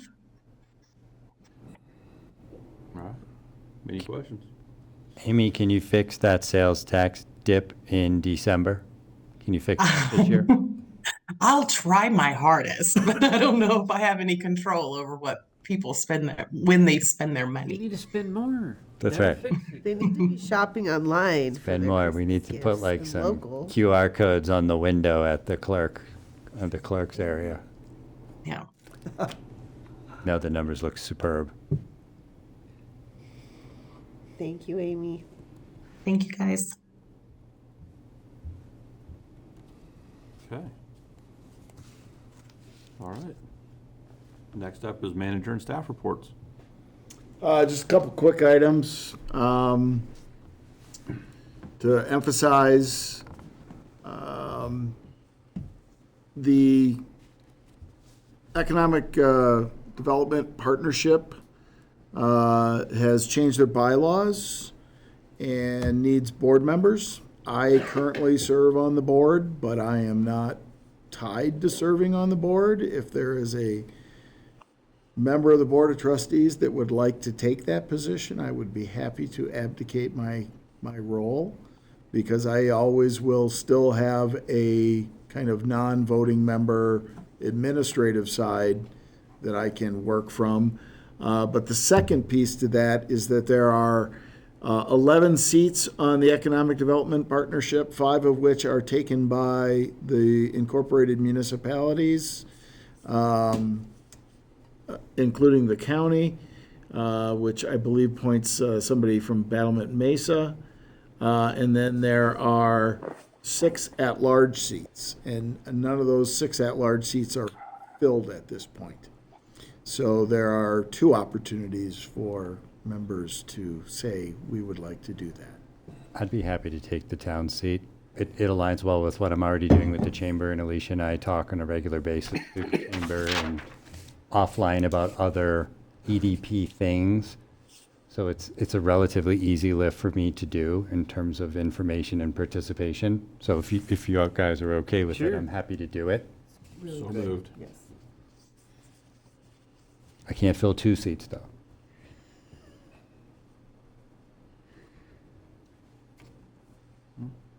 So Jim, do I need to fill out the application that she sent out? I was planning on joining the meeting tomorrow. Tomorrow at 10 a.m. But I can fill that out tonight and just present it, or send it to Alicia Just before send the it to meeting Alicia tomorrow morning. Okay, or I'll whenever CC get you it on it done. when I do. Yeah. Think- Are there any other members of the board that would like an at-large seat? I think Derek will represent us well. Agreed. You can do your job too. And the last thing that I wanted to just emphasize is that Treasurer Tucker and I attended the Federal Mineral Lease District Annual Awards Banquet a week ago Friday, and we have a variety of plaques for the projects that we were awarded grant funds. But more importantly, the town of Silt was awarded the Grantee of the Year, because we follow the rules and the regulations of the Federal Mineral Lease District in terms of doing the, paperwork associated with grants. And the entire credit of that award goes to Treasurer Tucker, because if it was left to me, we would be the ungrantee of the year. And so it just is a testament to the work that Treasurer Tucker does to keep us in good standing with the Federal Mineral Lease District. Did she do all this work in December? Is this why the sales tax went down? That's not how it works, dear. I'll let her speak to that. But with that I agree with Kim. That's not how it works. that concludes anything that I wanted to talk about at this point. Great job, you guys. That's awesome. So Yeah, it's great very job, well yes. served by all of that. Kim, are you planning on going to the CML legislative workshop? I was interested in Where going, but I is it? didn't. Where Doesn't is say. it? Jim, where is it? I have a family and stuff. Did you guys? No, I'm kidding. I mean, I could. No, he said he's interested, is what he was Do you saying. want to do it? I wasn't sure if there was a carpool opportunity, if you were already planning on going, if you hadn't decided yet. We can follow up offline about it. The only thing on my calendar, I have an AG&C legislative call that morning at call on the way 8:30. up. So You can zoom in from Denver. if we carpooled, we could take turns working in the car. I don't know. We'll talk about it. I would suggest that to attend, you probably should go the night before. Let's because talk about it offline and it starts can let them know. relatively early in 8 the morning. a.m. we can let them know prior to February 5:40 be 5th. there in time. You got time to plan. I really It'll be the enjoyed, one day it snows this year. Yeah. I really Well, it's enjoyed not the the conference. And I Saturday night remember in you saying that January. and Andrea saying it about all the stuff you both learned while you were there, and I thought it would be valuable to go. Buoy. I also forgot to mention that the State of the Community is February 24th, and I need to know who's going and whether the mayor and/or the mayor pro tem is speaking. I will be there. I will go, yes. We do every year. Every year we do this now. This We'll is both speak. as little as possible. So Jim, you will be doing the vast majority of the Thank you. speaking. Thank you very We will much. walk up, we will introduce you, and then we will stand there and listen to you. Okay. And Chris, you want to attend? Sure.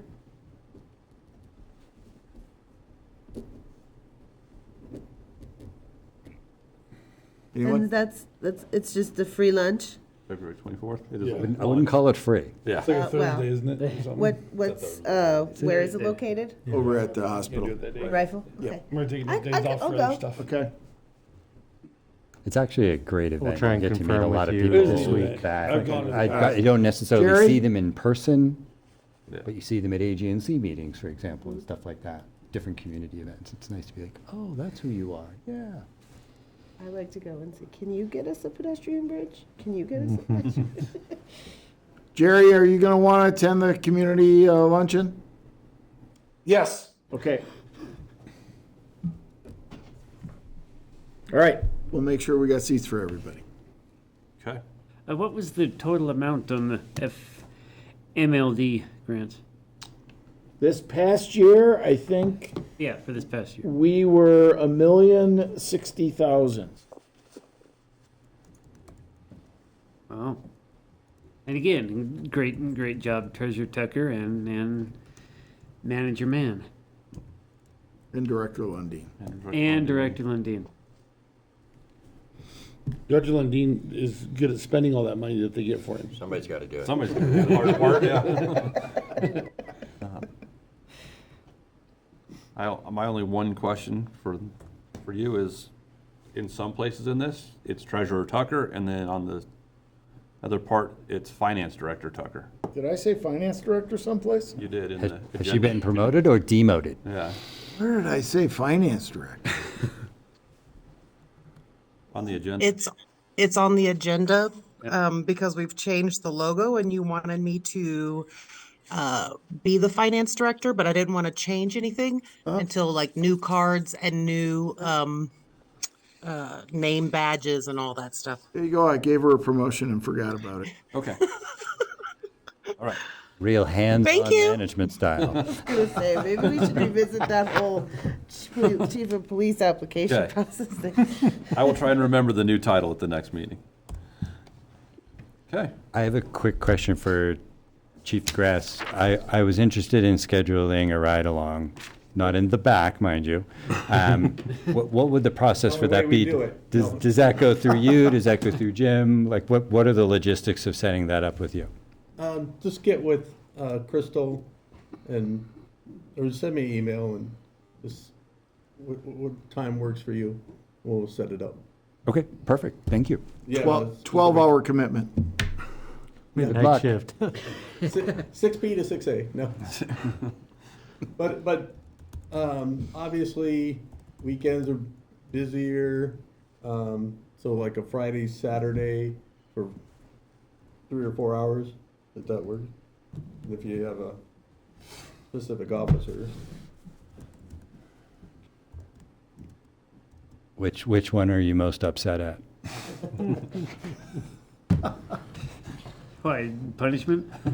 You Dealing ride with, with? Yeah. riding in the car with Derek Yeah. for that. For 4 For hours. that long? You'll know soon. Laugh all you want, Kim. You're gonna know in February. Captive Just audience. saying. You could go with Haley and Hera and go walk a track and with the dog. Just don't get between the dog and the perp. And don't bring my own dog. That could go No, very badly, That could be mostly bad. for my dog. Yeah. Okay, cool, She could thank be you. fine. She could just stay away. Okay. Is that it from managers? Department heads? Okay. Next up is updates from board and board comments. Trustee Clausen? No, I was just gonna say thank you for the Heron's Nest update on the calls. Yep.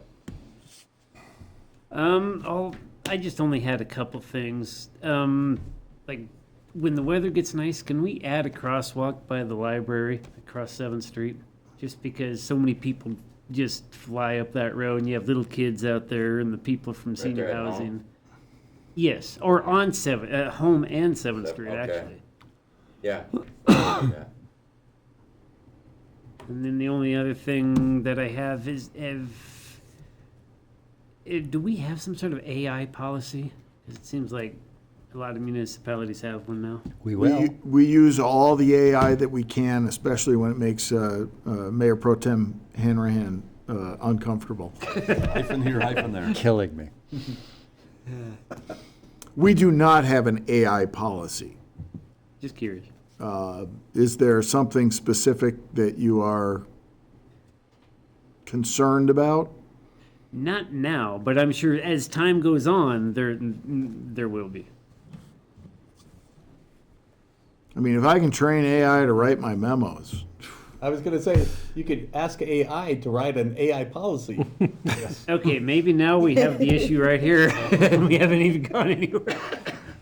There are ways to block AI crawlers. If that's ultimately what you're asking, is not so much I just what don't are want we everybody doing, but the what work can we through prevent? Right, you're trying to stop something from happening. No AI snow removal, Joe. Pardon me? No AI snow removal. Okay. Got the You know, robot like- snow blower. Yeah. like the reports we get. I just don't want somebody to type me up a report. I mean, granted, you Kidding have- aside, it Well, makes sense to have an AI-related policy discussion. I'll kind of address that a little bit when it comes to the police side. We utilize an AI with our body cams, gets downloaded, and it goes into, it's called Draft One. Axon is our body cam vendor. Their AI narrative report writing is Draft One. Officers utilize that to get it right.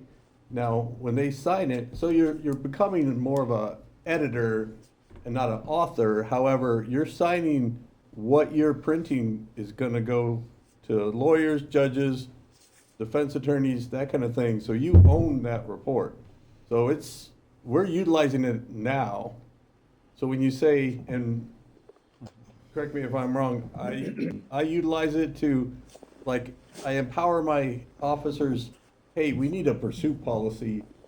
Okay, got it. And then I took what the officer brought and I asked AI to give me then I asked Thornton Police Department, because they're CALIA accredited, give me yours. And I told AI, mesh these together, because CALIA was like 12 pages, right? It's a little over the top.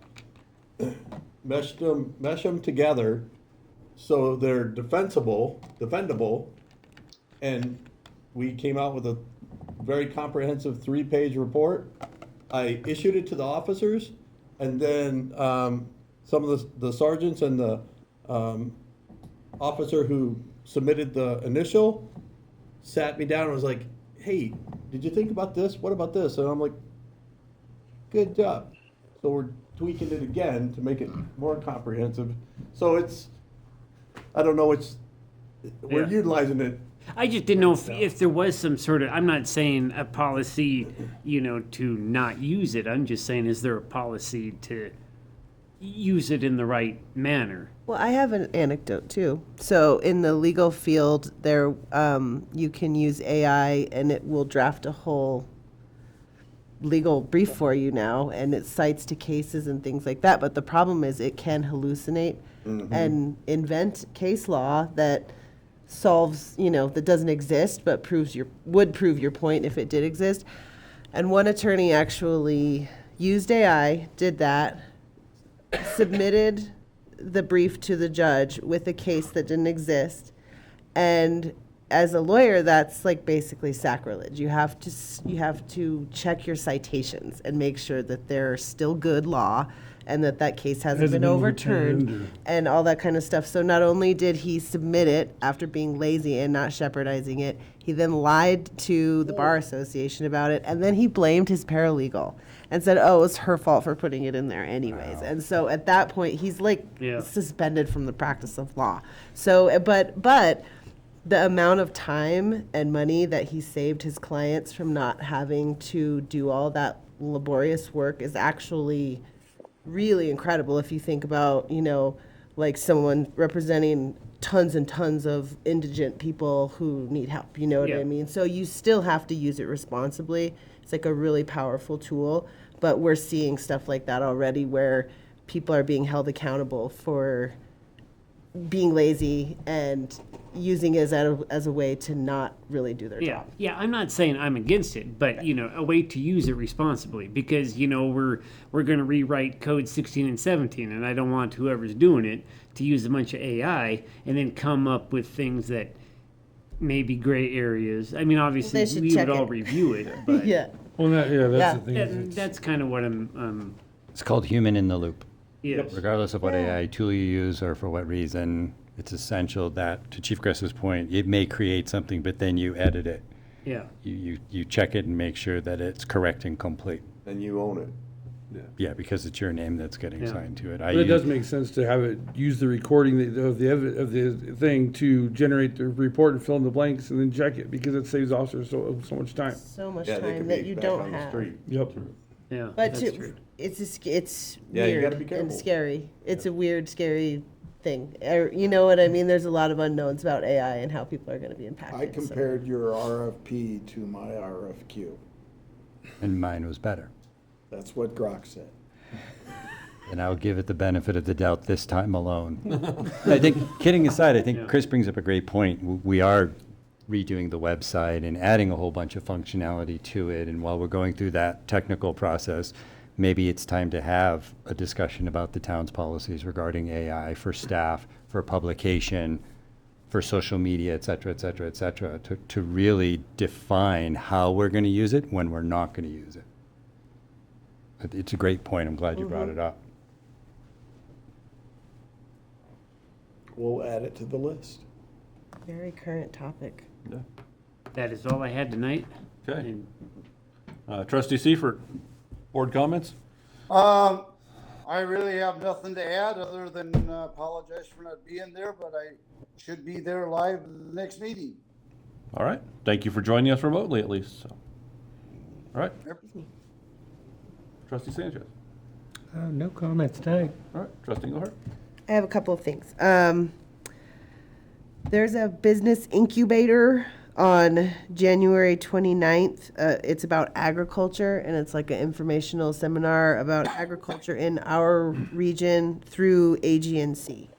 It's on January 29th from like 5:30 p.m. to 7 p.m., and I have a scheduling conflict, so if anybody wants to go, that might be.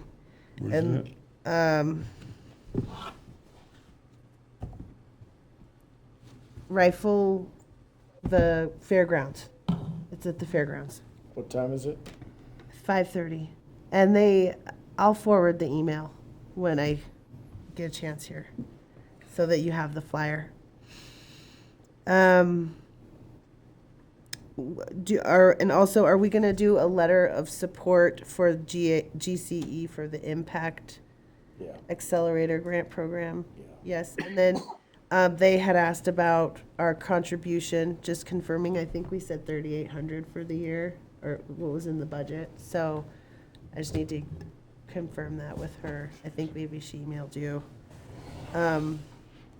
And then, the other thing we learned about at the last GCE meeting that was really fascinating to me. So and I'm not an expert in any of this stuff. So if I misstate any of this, please forgive me. But so there's a thing called the coefficient of performance, and it's like the average heat pump is like a 2, right? So it's like energy in, energy out. It's like, and so then with some of these geothermal setups, the output is like 3 or 4, right? So you're getting this increase.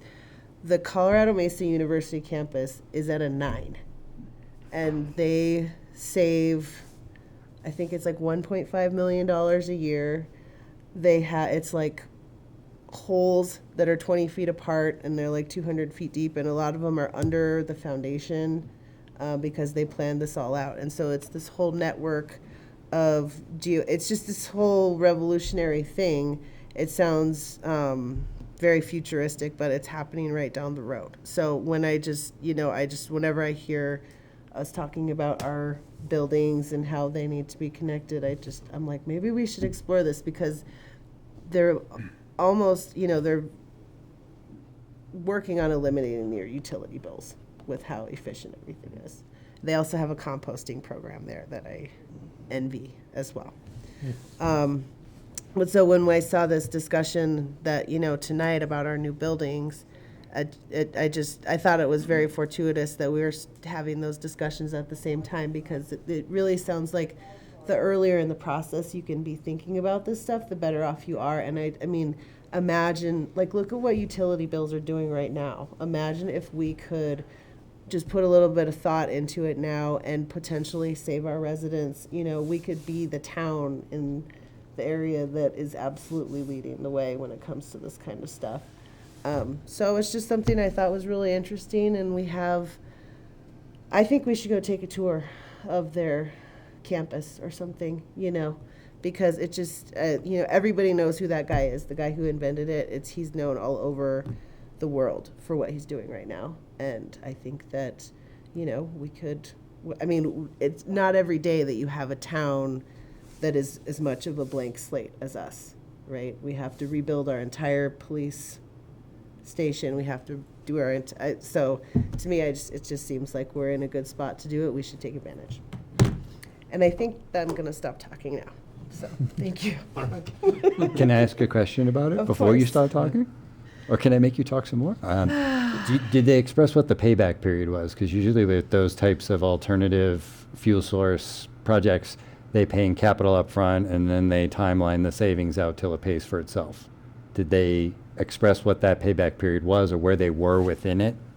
I haven't gotten that far. That's a great question. That's a really good. One thing I did see is that there has been a reduction in tuition. So maybe on the front end, they were just getting it out of the tuition and then able to reduce the tuition.